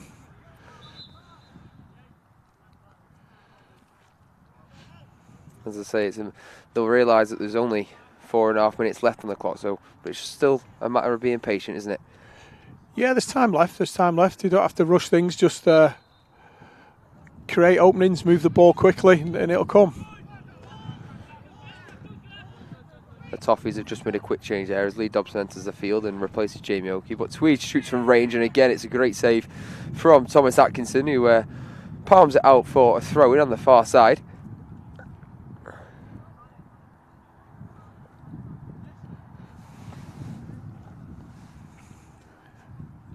Such a presence in goals, Thomas, isn't he? Fantastic. I always think it's sort of, especially when you're a defender, if you're confident in your keeper, it's always good to have, isn't it? Yeah, most definitely. I mean, he's, again, another player who's had a great year. The Nations League was keeper of the tournament, which was great. I think at the Champions League he was as well with Portsmouth, wasn't he? I think he got goalkeeper of the tournament there too, so he has had a great year indeed. But at this moment in time, Portsmouth remain top of the table as they're winning at the moment, so it's 2 games and 6 points from them 2 games. So if it stays like this, Portsmouth will remain top on a +4 goal difference, and Everton with a game still to play, of course, at 4:30 as they take on Chelsea. Portsmouth will be made up with that as it stands, won't they? They've also got a couple of players missing today as well, so the fact they've won the first game and are currently winning this one is they'll be pleased with that.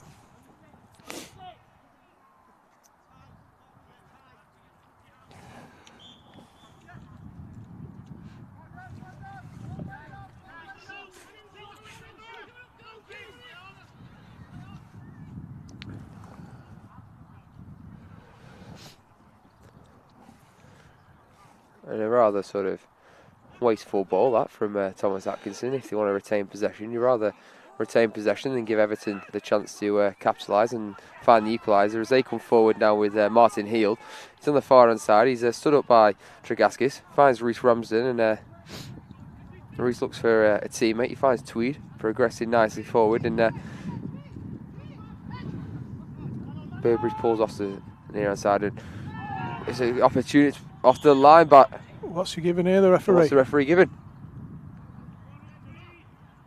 I think the referee's giving a penalty. Has he given a penalty? I think he's giving a penalty, Scott. Let's have a look on this again, on the replay. Let's have a look.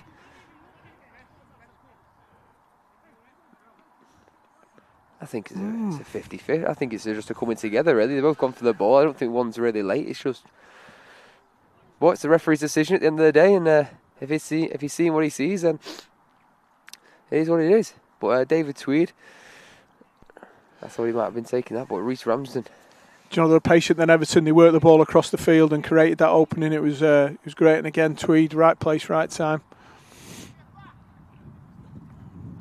Ramsden versus Atkinson. Let's see what this one can have, but I imagine it's going to be an absolute rocket, this one. Good friends off the pitch as well, so this will be an interesting one. Ramsden waits for the whistle as he steps up. And it's a goal for Everton, and they equalise. A goal through Reese Ramsden, and there was a few words there from Reese to Atkinson, so I don't know if something was said before the game, but 2-2, and the scores are level with just over 30 seconds to go. Straight down the middle. I think what you said before, Reese, was bang on. The ball was given away, wasn't it, when not necessarily when it needed to be. Just keep the ball. It'll be interesting to see what Pompey have to say about that decision come the end of the game. It was, as I say, could have gone either way, couldn't it? I think Tweedy's just used his body well, hasn't he? And he's done what he's needed to do to get what Everton have needed.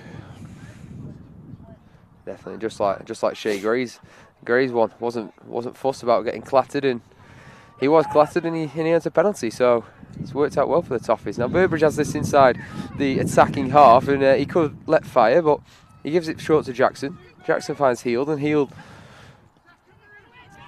back to Jackson again. Jackson tries to beat his opponent. He finds Burbridge, gives it back to Ramsden.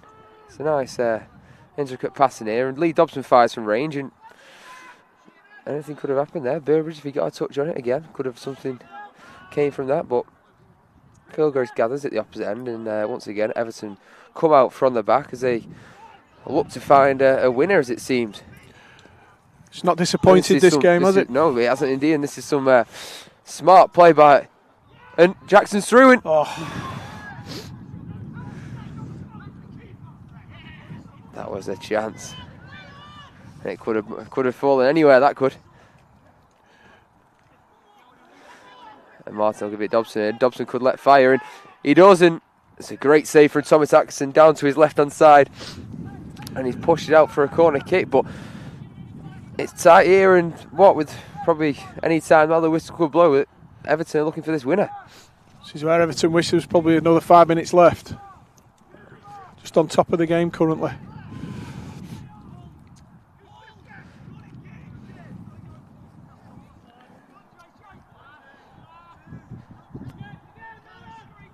It's been a good advert for amputee football, this. Yeah, as we thought it would be. There's never too much between these two teams. Definitely, and there's been some nice transitional and passage of play on display too. Martin has it out wide, and Sean Jackson goes for the acrobatic finish, and I think it came off his shin. He couldn't really sort of loop his hip around that one, but it was close. He's been watching too much telly, hasn't he, Sean, there?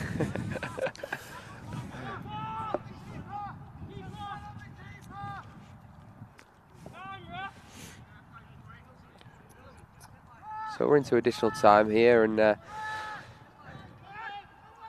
if you're Pompey, you'll be looking to keep this the scores level, because it seems if anything's going to go either way, it's going to be in the Toffees' favour. But again, it comes forward to Reese Ramsden. Reese Ramsden plays a 1-2 with Burbridge, and he just needed that touch. It's just evaded him, and he could have been in there. But that's it.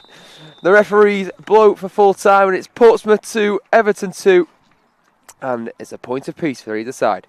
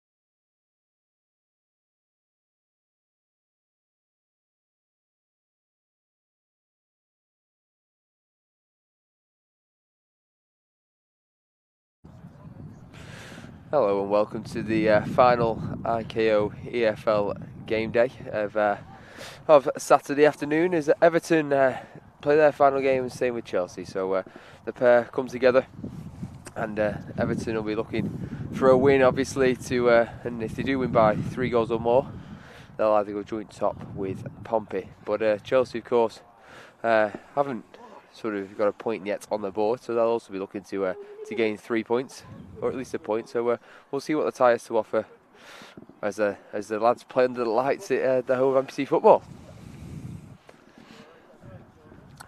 As usual, I've got England head coach Scott Rogers alongside me, and yet again, it's been a great spectacle for the sport, hasn't it, this afternoon, Scott? Yeah, it's been a great day. It's not disappointed, has it? First game had a lot. Second game, as expected, was really, really tight. Some really good football played and some good goals as well. So final game day, we're hoping for more of the same, really. Definitely. As Martin Heald, the Everton captain, and Kieran Lambourne, the Chelsea captain, line up for the toss here as the referees indicate the heads and tails. And let's see who wins the toss.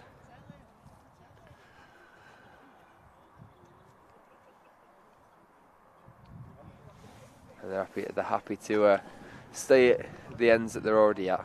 The first time this afternoon, because of opening 2 games, both captains decided to switch ends. So we'll see what's what. But as Daniel Bowden, the official, runs over to his near side and will await his whistle to get the game underway.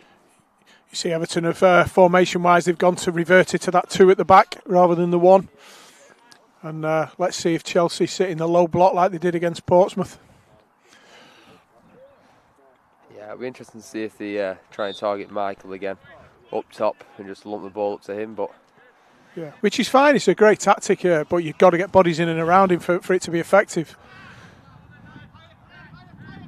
Definitely, but at the same time, they've got to be careful, because we saw that in the second half with Chelsea in their opening game today, where they did fire it up, they got bodies forward, but they were caught on the transition. So they've got to be cautious with that at the same time. But Jamie Oakey has the ball here, and it's taken off his toe by his England counterpart Matt Dean, and Martin Heald picks it up, gives it back to Oakey, and Oakey finds space in midfield. He looks to find David Tweed, and David Tweed finds Reece Ramsden, and Reece Ramsden will look to shoot here, and stuck between his feet, but he's done well, and it's 1-0. I tell you what, the trickery there to manoeuvre from his opponent and open the score inside the first minute. They'll be disappointed with that. Chelsea at the back, poor defending really. They should have dealt with that. There was 3 bodies around Reece, and he managed to evade all of them. And that there from Reece, it's what he does. Him and Jamie Tregaskis, who we spoke about all afternoon, are both very good at that in sort of tight areas to manoeuvre away from their opponents. But that's 2 in 2 for Reece this afternoon. Yeah, it has to be dealt with defensively though, Reece. That's a poor goal to give away from a Chelsea perspective. Especially so early on. There's not even a minute on the clock for the team.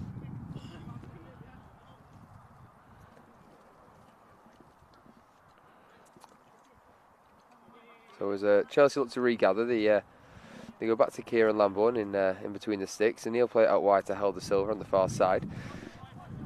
He'll look to progress upwards now, up the pitch, and let's see what he can pick out. David Tweed makes a blockage.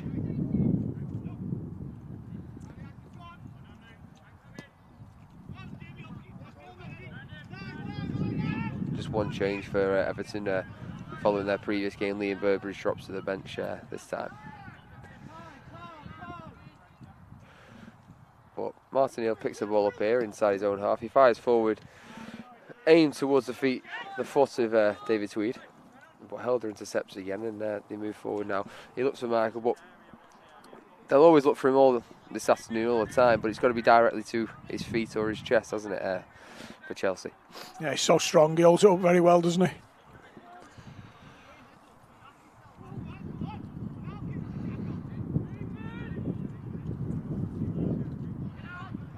Done well to progress with the ball there for Everton. He's brought them forward.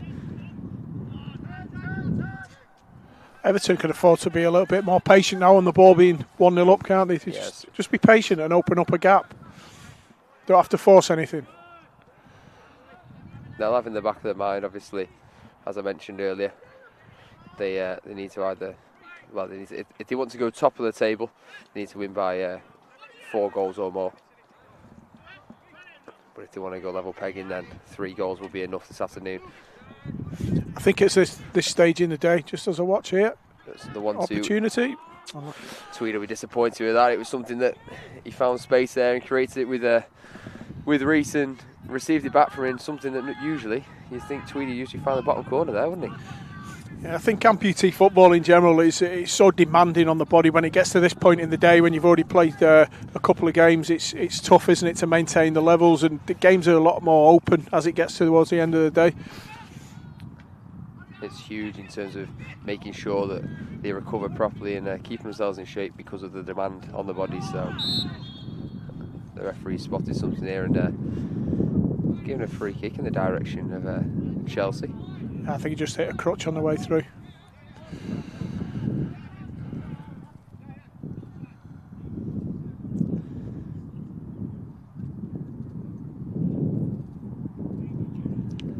Jamie Oakey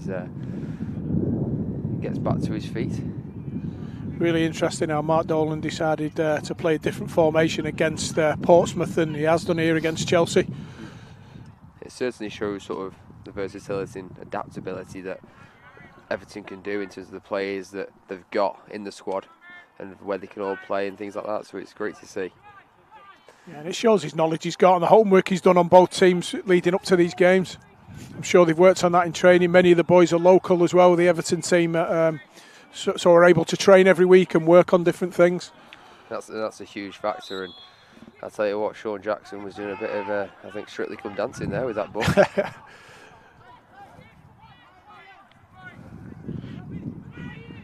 And it's free far side as well.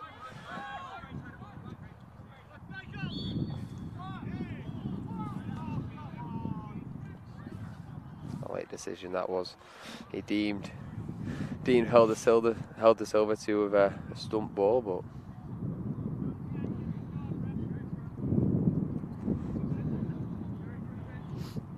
Well, tired Chelsea, don't they? Started this game quite lethargic. they do. But I think there's pros and cons to having back-to-back games and then having a game, then a break, then a game again, because sort of your body begins to sort of wind down, doesn't it? And so it can be tough to get going again. So it could be something that they'll be struggling with this afternoon.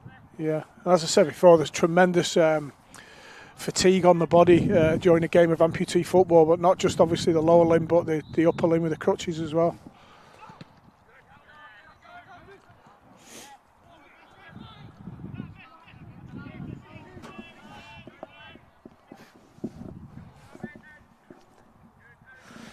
Once again, Everton begin to progress forward. Just inside the Chelsea half now as Tweed finds Jacko on the far side. There's a lovely little backing up pass to Oki there from Tweed, but Harry Ash intercepts and finds Michael put on top on his own. Let's see what he can do here and hold it up. It's what he's done all afternoon. He tries to find Sofian on the outside. He has done so. Sofian does a little step over and perhaps he should have released it earlier, but it's fell to Harry Ash. He feeds it in back and Sofian's just on the outside the post there, so come close to goal. That was a chance. Huge opportunity, yeah. Great work from Harry Ash in the middle and a great run from Sofian as well. Little 1-2 and received the ball the other side. That's what he can do, Sofian. Got real potential. Asking a lot of Reese there, David Tweed. Asking a lot of him.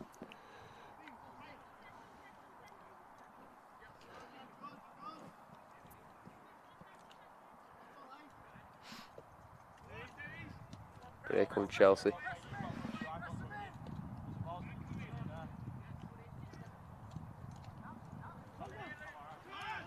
Did well there, Helder. He nearly got caught under pressure, but they tried to feed the ball forward, and I think it was a bit of a lapse of communication between Michael and the Chelsea winger outside here. But we move again, and Sean Jackson gathers the ball and comes forward. Tries to find Oki, but yet to get Harry Ash's there. He's just like Jamie Oakey on the opposite team. He cuts out the play, reads it ever so well, and again, he's on the shoulder every time of every opponent. Just need to look after the passes a little bit more, Everton. They've gone a bit sloppy with them. It was something actually we said, didn't we? Mentioned earlier with Everton in the Portsmouth game, that the chance that they created. There's a crutch there out towards. Let's see what the referee Daniel Bowden who seems to have the clearest view on. Let's see what he makes of this one. Looked to me that there was a bit of a shove there from the Chelsea defender, but on top of that was a crutch out by David Tweed. So yeah, he's not happy at all, is he? He's not at all, no. David Tweed, has he got away with it? I thought I saw a whack of the crutch, but let's have a look on the replay here. If it shows us. There's this, and then is there a whack of the crutch? Oh yeah, just caught him afterwards. A little bit there, wasn't it? Yeah. He's got away with one there, Tweedy. It's a bit naughty, that.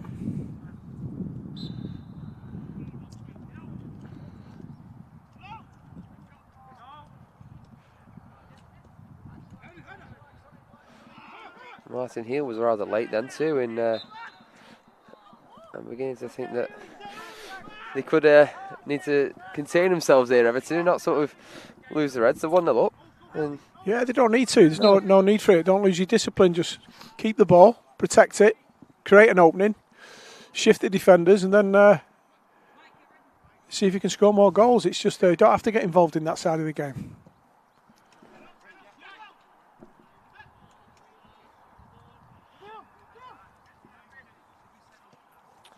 So Phil Grace finds Reece Ramsden just inside the Everton half, and he goes forward now, and he beats his opponent easily, like he isn't there, and he directs towards the far corner. And if somebody was there coming at the far post to anticipate the ball across goal, it was definitely a huge chance gone begging there for the Toffees. But Chelsea trying to attack forward. Jackson seems to have it under control, and that's what it's needed, Reece, there, isn't it? Just somebody coming in at that back post. I mean, Reece has put the ball in exactly the right area, but just nobody there.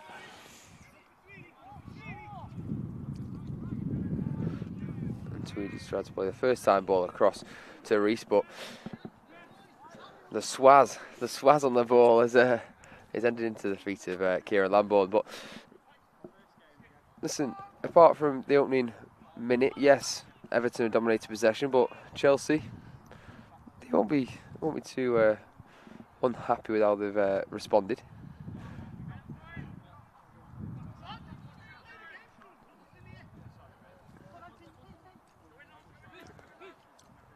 And Martin Neal fancies his chances here as he moves forward, finds Reece again out this near right hand side, and does a step over, tries to beat his opponent, and claims of handball, but the referee waves away. So Chelsea transition on the attack, and Michael has it up top here.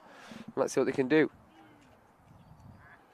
Everton really using Reece Ramsden as an outlet, aren't they, on this right hand side, which rightly so. He's got the ability to open things up.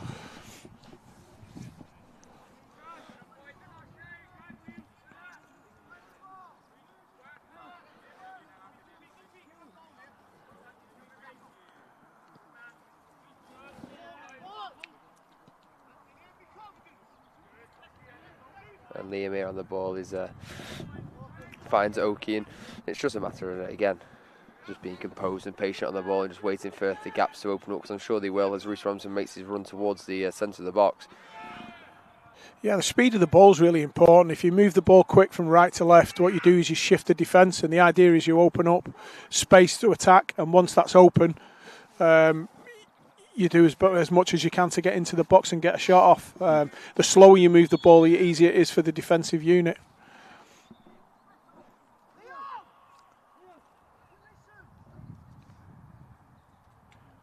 There's a substitution here for Everton as Sean Jackson makes way.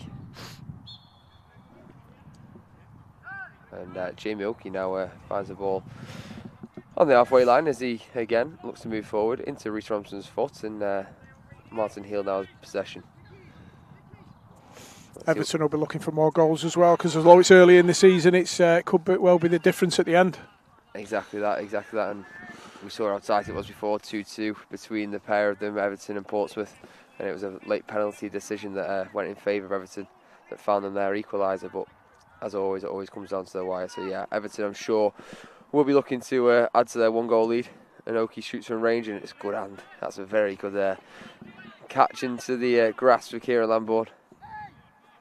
It's Jamie Oki finding himself in them areas again, and like we said, all day really, he's got a great shot on him, and needs to continue to find himself in them positions.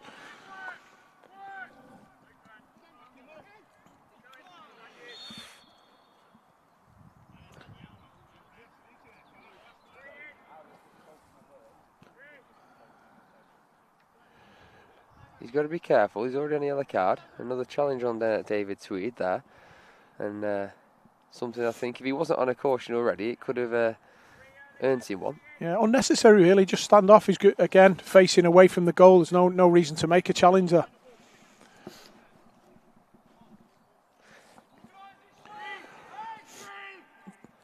David Tweed and Reese Ramsden very good from this distance. Looks like it's going to be Reese, is it? Reese Ramsden, but we've got two Everton lads lining up here alongside. Helder read that, and if he didn't get his foot in there, I think it was finding Martin Hill at the back post, and again it's nearly fell through to Martin Hill. I feel as though Everton are just forcing passes at the moment when they don't need to. You know, they're not chasing the game. There's just keep hold of it, keep the ball. Hold of it, yeah.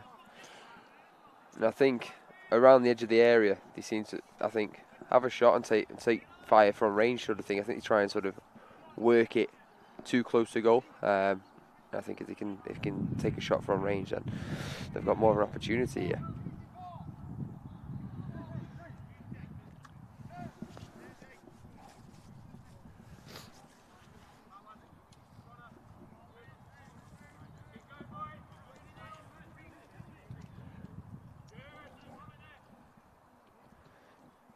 Dave's Tweed's movement up front, if you look, he's fantastic. He's always in a position to receive the ball. As a defender, you can't be on your heels, can you? You've always got to be on your toe to follow him. Yeah, and sometimes what he does is glides in behind the back of a defender, which unsights them obviously, and then the moment they shift around to look where he is, he just comes in the other side and receives. Yeah, very, very clever.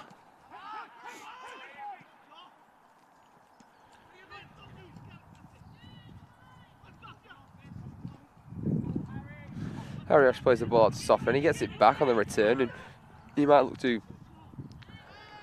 And it was a rather sort of just a thrash at that from Martin Hill, something that was didn't really need to do. He had the time and space to just pick the ball up and transition into attack, but he decided to lump it out onto this near side, and Chelsea progressed forward. I just think Everton can be a bit more composed in possession. It's like they're chasing the game currently, and they're 1-0 up. Keep the ball. Quite wasteful in possession at the moment, and that's probably something with just under 9 minutes or so to go until the half-time break, something that Mark Dolan, the Everton manager and head coach, might look to say to him at the break.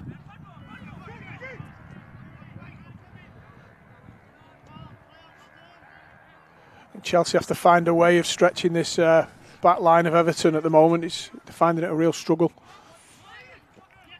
Obviously, they try and find Mike's feet every time, and it's rather central, as you say. They're not using the wide space. I think the difference between this game, Reece, though, is you've got, whereas in the first game it was a 1v1 at the back, they've now got two defenders, so somebody can step in and stop that ball into Michael. Again, that's obviously the homework Mark Dolan and his teams have done during the week and during the lead up to this game.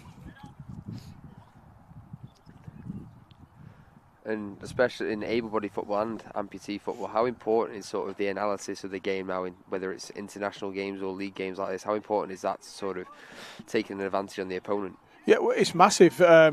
The game's developing all the time, and you'll find nations now will have done their homework on you and you do your homework on them. And without that kind of intel and that information, it's you're at a disadvantage. So it's important that you do that analysis, you work out how a team plays, what the strengths are, what the weaknesses are, and then you build your coaching programme based around that for that game.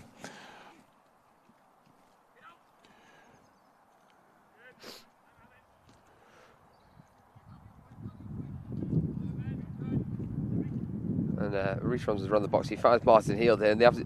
Oh, he looked for the 1-2, and that would have been some a smart move from the Toffees there. And if you got a touch on the end of that, if he could have got there, it could have been 2-0. That's much better. We're back to speed of pass. The speed of pass was good. Execution was just slightly off then, but that's better from Everton. Michael twist passes, man. He plays it across the goal. It's not a bad ball. It's just, again, if Chelsea get their bodies forward, you could have somebody popping up there with an effort on goal. Yeah, that was, again, timing's good. Timing's important. Nice ball in from Michael. Sofiane was in the box, but I think it's important to have somebody arriving from late as well. Martin Heald gets the game back underway from the touchline as he finds Oki in midfield. And Harry Ash, Jamie Oki met his match there, I think, in terms of, we mentioned him in the last game, how good his ball retention is and winning challenges, and Harry Ash is just as good, isn't he? Yeah, that's a real good battle, isn't it, between them two in midfield, both vying for an England start as well in that position, so yeah, it's a real interesting matchup, that one. And Dave Tweed.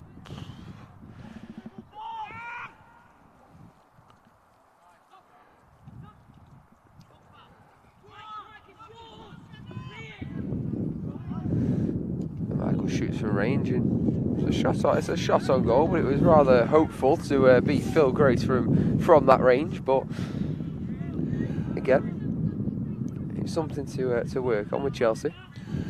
Do you know, it's a great layer to the league structure, the streaming, isn't it, from ICO? It's been fantastic today, and a brilliant way of us kind of raising the profile of amputee football, and hopefully everybody who's been watching has enjoyed the spectacle. Of course, it's massive, and we mentioned before, just a moment or two ago, just about sort of the analysis side of things. It allows for teams like Chelsea, like Everton, like Pompey, and to sort of analyse the games and use this footage to their benefit, and as well for the officials, because that's something that they're bringing in there this season. That they can review and work with the officials in this league to obviously improve them and the game going forward. But Helder's in behind here. He could find. Needed somebody following up. Did indeed, but Helder's just came from. Well, he was at the rear guard before. He's found himself up top now. So again, the versatility of the lad, and that. It's Michael. Yeah, Michael is in the right place at the right time to get an equaliser. But look at this. Everton have dominated the game, been rather sort of wasteful in possession, and it just shows that Chelsea are back in the game here. Yeah, Michael, he's deserved that, Michael Ishigazu. He's worked so hard all day. Every game he's played, he's held the ball up well. He's deserved his goal. That's the sort of area we want Harry Ash attacking, right at the edge of the box. And again, it's all about the timing of the run, isn't it, Scott? It's like he could have waited for that ball to come to him and he could have been intercepted or so forth, but he's made the right run at the right time to get on the end of that to create that opportunity. Yeah, exactly that.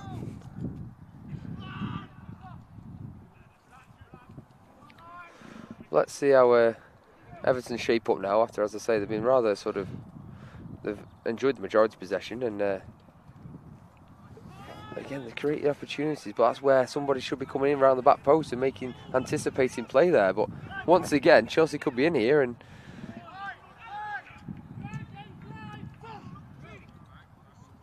Everton are back in possession down this near side. Plays the ball to David Tweed, and David Tweed holds the ball up well and finds Oki. Oki will look for Reese.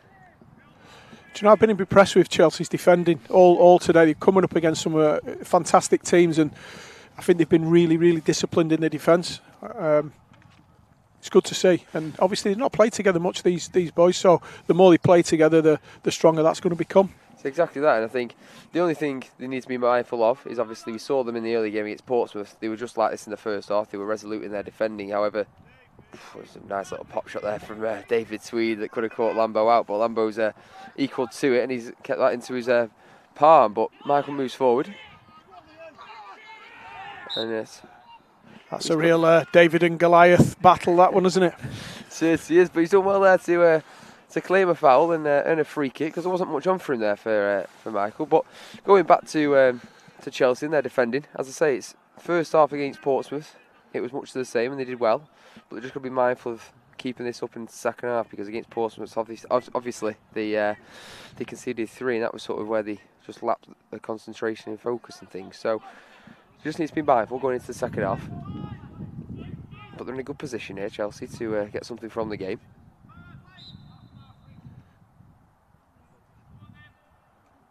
And again, if they find, will they have watched Portsmouth before and fire it towards Phil Grace and see what they can make of it. Oh, what a great finish that is. I tell you what, Scotty. Whew. No stopping that from Phil Grace. I think it evaded everyone and just found itself in the back post. Yeah, what a finish that is. Superb strike, really was.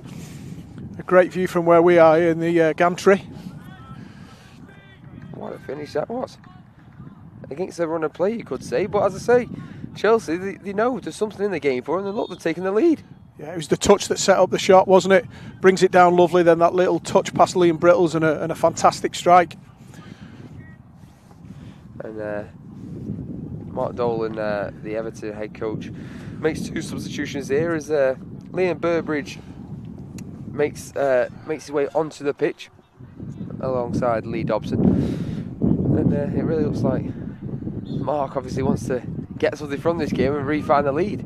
Because once again, Everton go behind. They were 1-0 up in the last game. They fell behind 2-1 to Pompey, and they're in the same position again. So it's a matter of fighting back now. And Oki shoots from range, and I think they've been punished, Everton, for being sloppy in possession. Mm-hmm.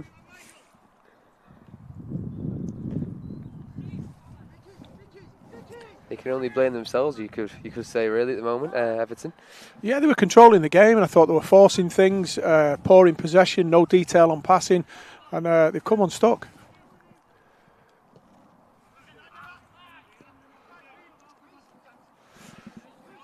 And Tweed reads possession well, and he comes forward with the ball now. He gets it stuck under his foot. But Burbridge is out on the far side with the ball. He'll look to cross it and find Reese at the far post, but that's intercepted well. But it falls to Jamie Oakey, and he finds Tweed about 15 yards out, I'd say. And Jamie Oakey will shoot, and it's off the crossbar for Jamie Oakey. And he's edging closer to a goal, isn't he, Jamie? He's been at that all afternoon.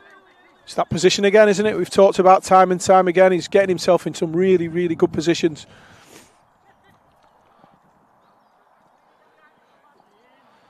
Look at that again here from Jamie Oakey. It's more of a pop shot off the toe, I think. It was a proper toe poke, but...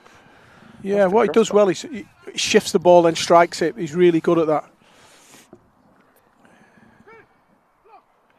And again, he's only going to get better with how young he is, isn't he? Yeah, Oakey. definitely. So. Yeah, still only a young player. Again, another player who's come through our fantastic junior programme.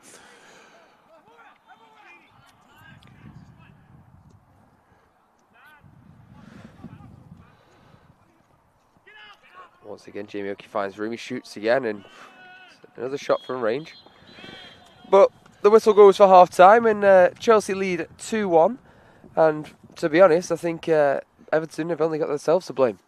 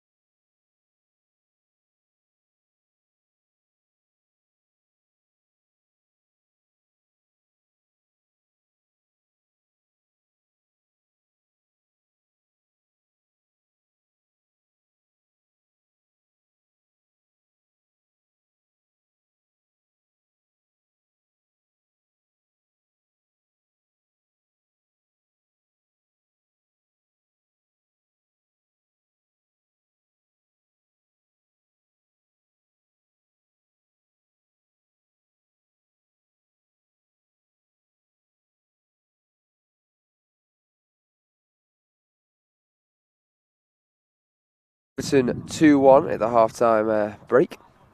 It's the temperature's certainly dropping down here in Nantwich, so I tell you, these players better keep running around. They're standing about for these lot. But anyway, Michael gets us back underway, and Kieran Lambourne draws the Everton attacker towards him.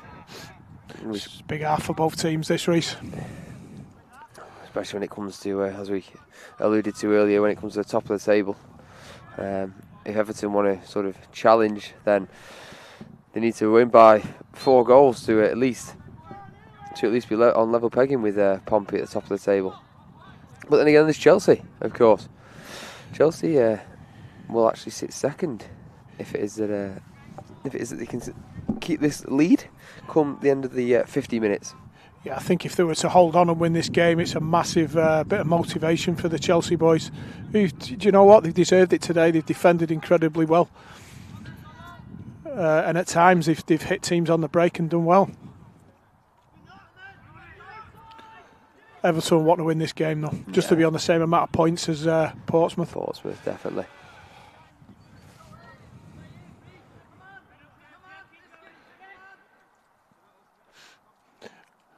High press from Everton now, stopping Chelsea from playing out. High press and man-to-man marking indeed. So you just heard a few instructions from the sideline from Mark Dolan, encouraging his side to push on. Yeah, he likes to win the ball high up the pitch, Mark. Quite rightly so.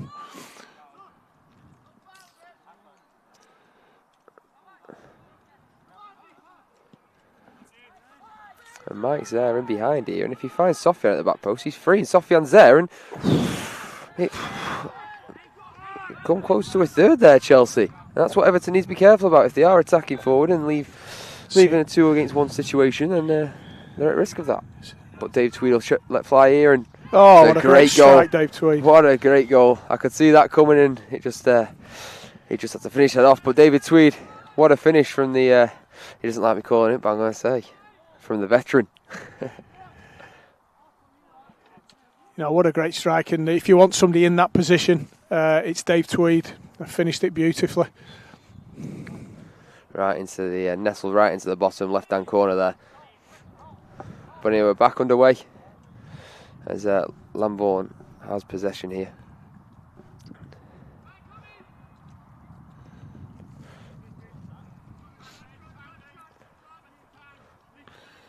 And the wind will be behind their sails now for Everton, so they'll look to take the lead and respond. But it's a good response early on.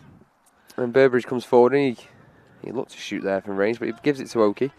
Tweed has it back inside the attacking half, and he may look for another shot at goal. Oki's there, and Oki will shoot, and it goes half a chance. It's a chance gone begging there that he would like to have got that on target. We've seen it before. He's came close already, Jamie Oki. He's hit the crossbar in the first half. And I'm sure if he continues, he might get on the score sheet. See Chelsea starting to tie in. They've not got the amount of subs that Everton have got to call on, so they can freshen things up a little bit should they need to. What a lovely ball that is, and Sofian's through it. Helder Silva's picked Sofian out. Sofian and he's forced Phil Grace into a save, and he's managed to force a corner from Phil Grace, but it was a chance again for Chelsea. They've got potentially to regain the lead. What a beautifully weighted pass from Helder Silva. Just received the ball, turned nice and quickly, and threaded a gorgeous pass through to Sofian.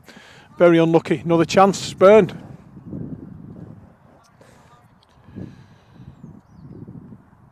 Sofian stands over this corner kick.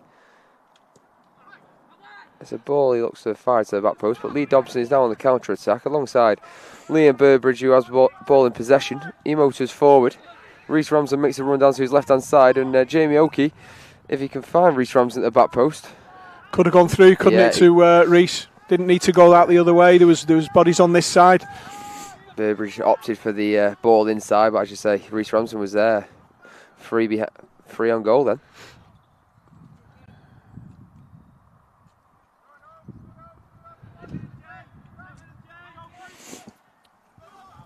There's that ball again through to Michael. That's better support, much better support. I think it's a matter of also playing the ball on the floor, obviously to his foot. If it goes to his chest, it obviously takes more time to bring it down and things like that. So if you play on the ball quickly to his feet and he can hold it up, then there's every chance in your support, and there's every chance of a chance coming together. But Reece Ramsden, very good challenge.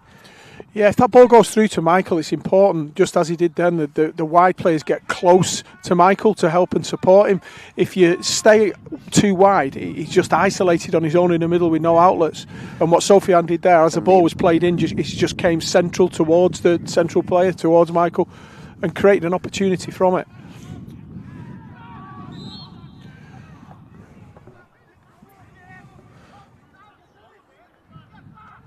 Helder Silva has earned a free kick there. And Chelsea come forward now through Harry Ash as he motors forward. He finds Michael, and Sofiane's there and he hits a pop shot, isn't it? Oh, it's a good strike. Good strike, and equal to it is Phil Grace.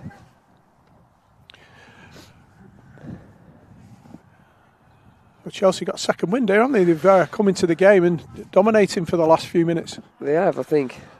Again, they started rather sort of slowly and obviously allowed Everton to come back into the game through a Dave Tweed strike. But again, they've had the chances since then and responded well.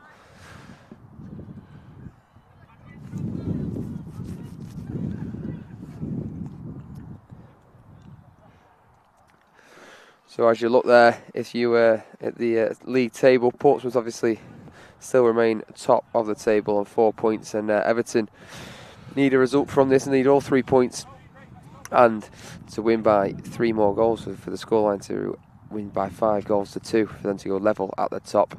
But also Chelsea, if they can pull something from this, they'll move up to second. I think just psychologically Everton need to finish the day on the same amount of points as Portsmouth. And he found Dobson there, but it's just came off the end of his toe and fell into the grasp of Lambourne. And Lambourne looks to go forward again. It's intercepted by Heald. Heald finds Oki, and Oki finds Tweed. Reece Ramsden plays the ball to Oki, and Oki gives it in back. It's a good save there from Lambourne. But again, the little stab at it. It's good. It's a good manoeuvre to have in your locker. That often can be effective, you know. Yeah, a lot of goals are scored in amputee football using that technique. Yeah, you can't always have time to get a full sort of foot on it, so a little stab at it and to get the power behind it is worth a shot. Yeah, but I'm a big advocate of moving the ball quickly, and that's what Everton did then. The quicker you move the ball, the more off balance you set your defence, and that's when the opportunities start to arise. Well, this is interesting. It's Harry Ash, probably the tallest outlet of Chelsea's attack, stands over the corner. So it'll be interesting to see what they do here. But Sofiane's came to the edge of the box. Harry Ash has it here on the far side. Lee Dobson finds possession and gives it to Liam Burbridge as Everton motor forward once again. He'll look for Lee Dobson.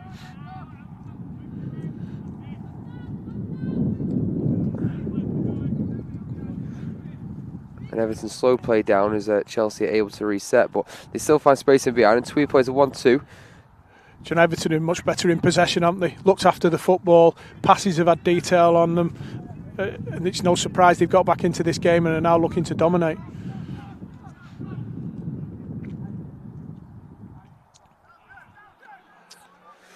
I noticed over the far side that Steve Johnson is doing a few warm-ups on that touchline. I wonder if he might make an appearance this afternoon.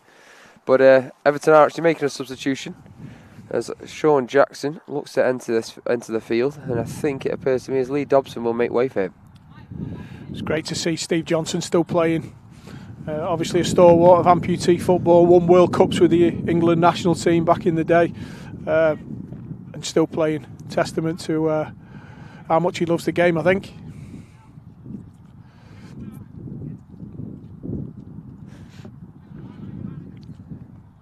So Jamie Oakey dances round and he's in the attacking half.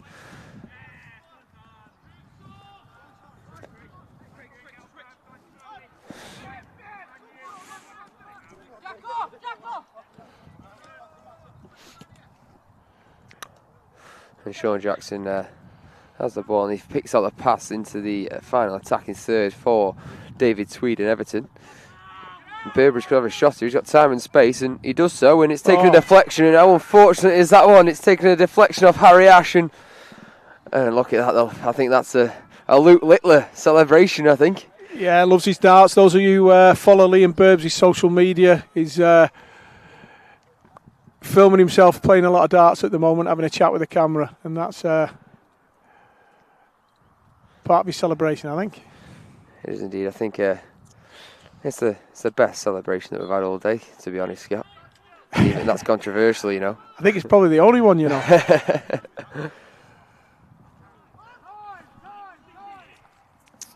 Well, I think Liam will be trying to claim that one. Although it did take a deflection, I think he'll be trying to claim that for his to open his account for the season. Yeah, I'm not sure he can claim that one, unfortunately. But it's one of them, isn't it? You have a shot with so many bodies in and around that area, there's a chance it could deflect off and go in, and that's exactly what happened.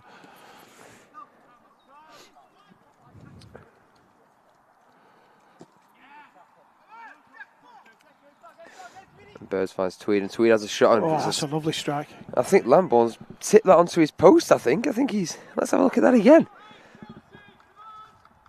Yeah, I think that's down as a good save. Yeah, it's a smashing save that is from Kieran. I'd like to know what Mark Dolan said to his team at half-time, because they've come out a different team in the second half. Just cleverer with the football, better movement in and around, looking after it.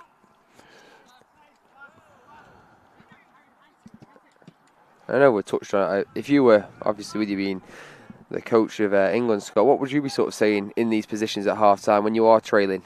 Sort of, what would you be saying to your squad? Good save. To be honest with you, we're big on stick to processes. We have huge processes within the group that we always say if we stick to, even when times are tough, we'll come through. We just trust what we're doing. We've done that time and time again. Go back to our Nations League victory in June. We were 1-0 down to Poland. We could well have changed the way we were doing things, but we decided to stick to what we know, stick to our processes, and we became victorious at 2-1. So, yeah, we just don't panic. Stick to what you do. And Reese says Martin Neal nearly found Reese Ramsden at the back post there, and again it's close. I think he closed his eyes then, Reese. I think he did. So I think it's a haircut getting in his eyes, isn't it? Anyway, Burbridge regains possession. He comes forward with the ball. He looks to find Reese in behind, but Helder cuts that out, and he finds Harry Ash in midfield. Jamie O'Kee looks to respond with a challenge, and I'll tell you what, uses his body so well, doesn't he? He is, and now Reese Ramsden is in behind, and what a ball that is, and David Tweed on the volley. I tell you what, it's lovely. It's absolutely lovely. Lovely little dink ball from Reese, and what a finish from the veteran. He'll not thank us for that, Reese. So that's a goal. And, 2 goals for David Tweed and a goal and an assist for Reese Ramsden in this game so far. So what a delightful ball that was. The little scoop. But that's something that I know he's not playing in this game, but Jamie Tregaskis likes a little scoop over his opponent, doesn't he, as well? And that's something that they can utilise in this game. Yeah, definitely. It's something Reese and Jay use quite a lot.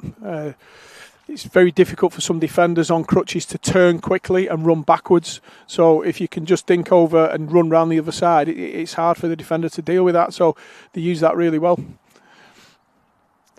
Definitely.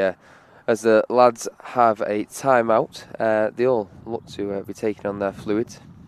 And obviously we mentioned earlier that sort of keeping themselves in shape and looking after their fitness so they don't cramp up and things like this. How important is it to take on the fluids after such sort of back-to-back games in high intensity?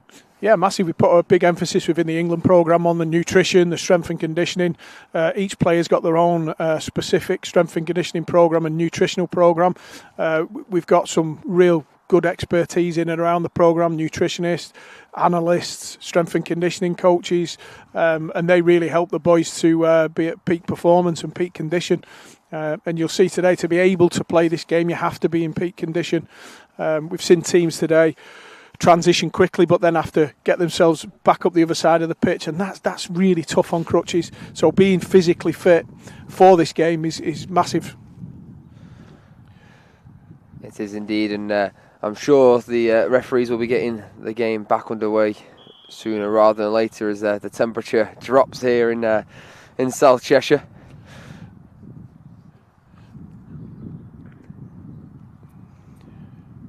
I think we need some sort of heater moving forward, Reese, in this commentary box. I don't know, maybe an electric blanket could be a shout, you know.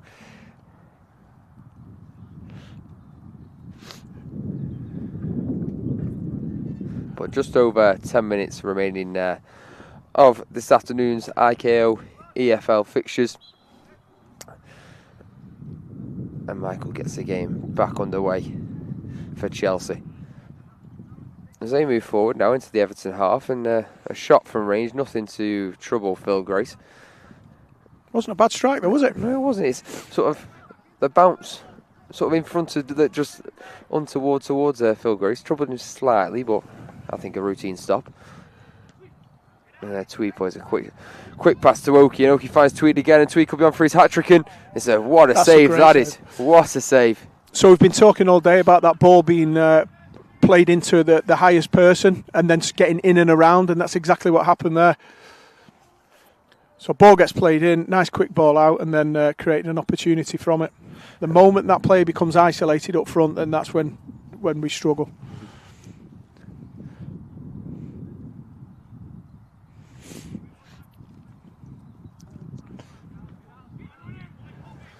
So Reese fires the corner to Heald on his own halfway line, and it's now actually gone in Chelsea's favour as they have possession up high into the Everton half. But Jamie Oakey once again. He's worked tirelessly all day, hasn't he, and just been a menace, just breaking up play, stopping anything coming through the midfield, and he's covered a lot of distance as well. Yes, if we had a heat map for him, I think the old pitch would be covered, wouldn't it? Yeah, really good. I've been impressed with Jamie today.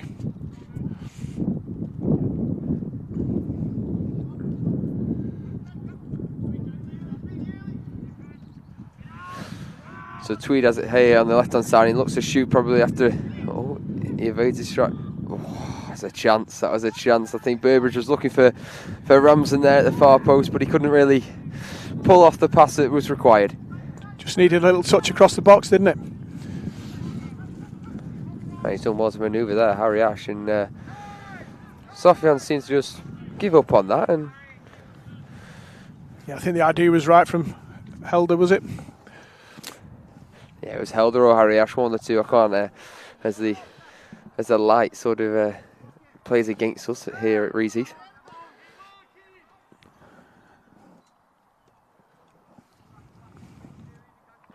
Once again, Phil Grace has possession, and he manoeuvres the ball up to the far side to Martin Heald. He does a little step over. He tries to beat his opponent. He's left one. He's late there. He's late there on Helder Silva, and Helder Silva's going to feel that one on this cold evening here in Cheshire. But Michael's got the ball. He's done well there to retain possession. And appeals for a foul there on Michael. He looks in some distress. But the referees don't seem to have seen anything to adjudge a foul. And they'll go restart from the throw-in. But Michael looks, I think, to receive some treatment maybe. It's about game management for Everton now, isn't it? Just seeing the game out. Nothing silly. Don't need any more bookings, any sendings off. Just be clever. Keep the ball.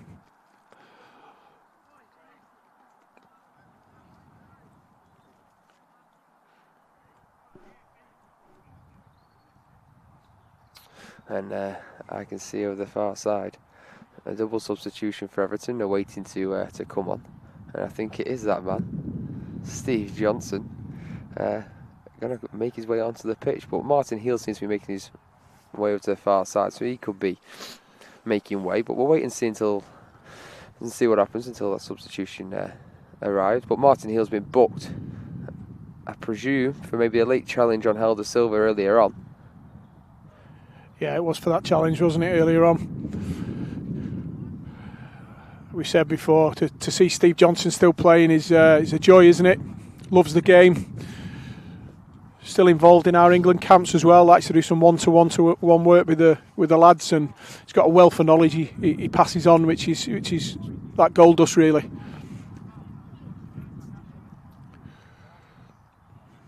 And you mentioned sort of the figure and the presence that he has amongst the England setup. Sort of with him winning World Cups and things like that, how sort of is a figurehead is he to the national team and even the juniors? Yeah, very well respected. The lads really hang off his every word.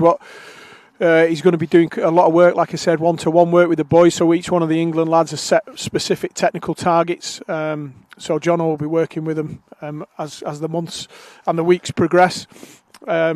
And I just think that sort of information, he's been there, he's done it, he knows what it's like to play at the very highest level, and I think it's important we tap into that knowledge. And yeah, he's a regular down at the junior camps as well, and for the juniors to be in and around the World Cup winner is huge for them as well. Definitely. Well, the substitution that was just made there, so Liam Burbridge and Jamie Oakey make way for Steve Johnson and Liam Grimley. But just over 4 minutes left to play. Yeah, this is just game management for Everton now. Nothing silly, just keep the ball. As you can see, they've sucked Chelsea out. And the moment they suck Chelsea out, that open space in behind for them to exploit. Clever play, that. Definitely, but they'll certainly be looking for a fifth or maybe even sixth if they can find it, because, as we said earlier, it's definitely something they need to go level on points and on goal difference with Portsmouth at the top of the table. But Martin Hill just needs to be careful. He's just been cautioned for a similar challenge on Helder Silva, and he's just repeated the same offence. There's just no need, is there? Just see the game out. See the game. We've got, 3 minutes left? There's absolutely no need to just... There's a back heel again that we mentioned earlier. And here comes Reece Ramsden now. So he's down on this left-hand side into the attacking third. He plays it back to David Tweed. Around midway through the Everton attacking half.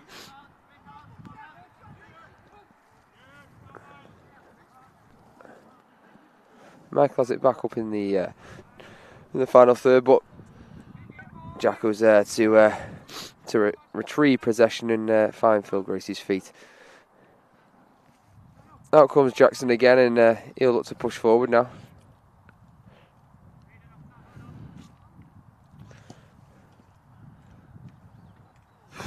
What an effort that was. Lovely stooping header from Tweed. Was indeed, but then look at that pass, sort of the accuracy and to get that spot on. I don't think Tweedy even had to move apart from just to bend down. But yeah, they link up really well, Reece and Tweedy. Play together now for a number of years, and you can see they've got that kind of telepathic partnership between each other. It's great to watch.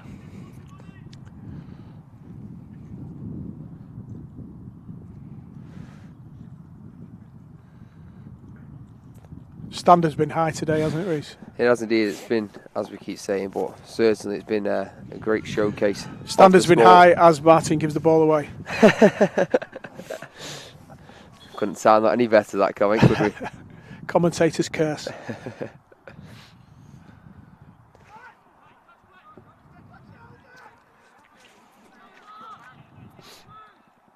Helder's here in the attacking third for Chelsea and forces Phil Grace to make a save with his feet, and Everton claim a goal kick, Chelsea claim a corner, and the referee points for a goal kick. I think Chelsea need to take a lot of positives out of today. When you look at both games, which I know the coaching staff will do, there's a lot to build on in the coming months. Very early stages for this team.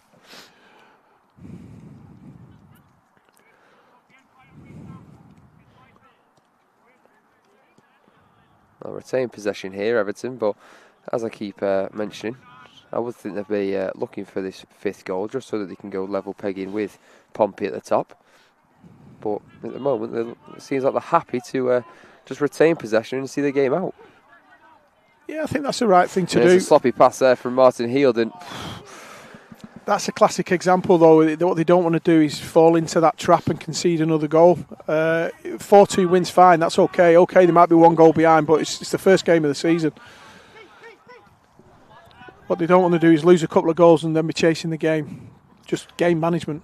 Certainly. Well, Johnson has it here now as he plays it to Reece, and Reece pivots away from his defender he comes out wide to find a bit of space, and he looks to find Sean Jackson.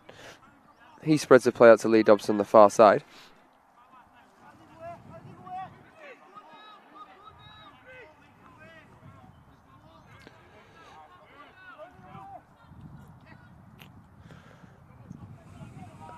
And the time on the clock, Scott, is at 50 minutes, so it sees us going into injury time now. So, well, additional time, I should say. So we'll see how long the referees have in mind.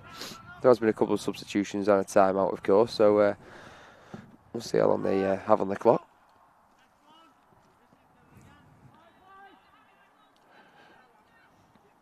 So you might shift the ball from right to left. See how the defensive unit move. Mm-hmm. It's like an invisible piece of string, isn't it? And they all sort of just move across together. And it just creates gaps. And if the defensive unit aren't connected, that's when you exploit the spaces.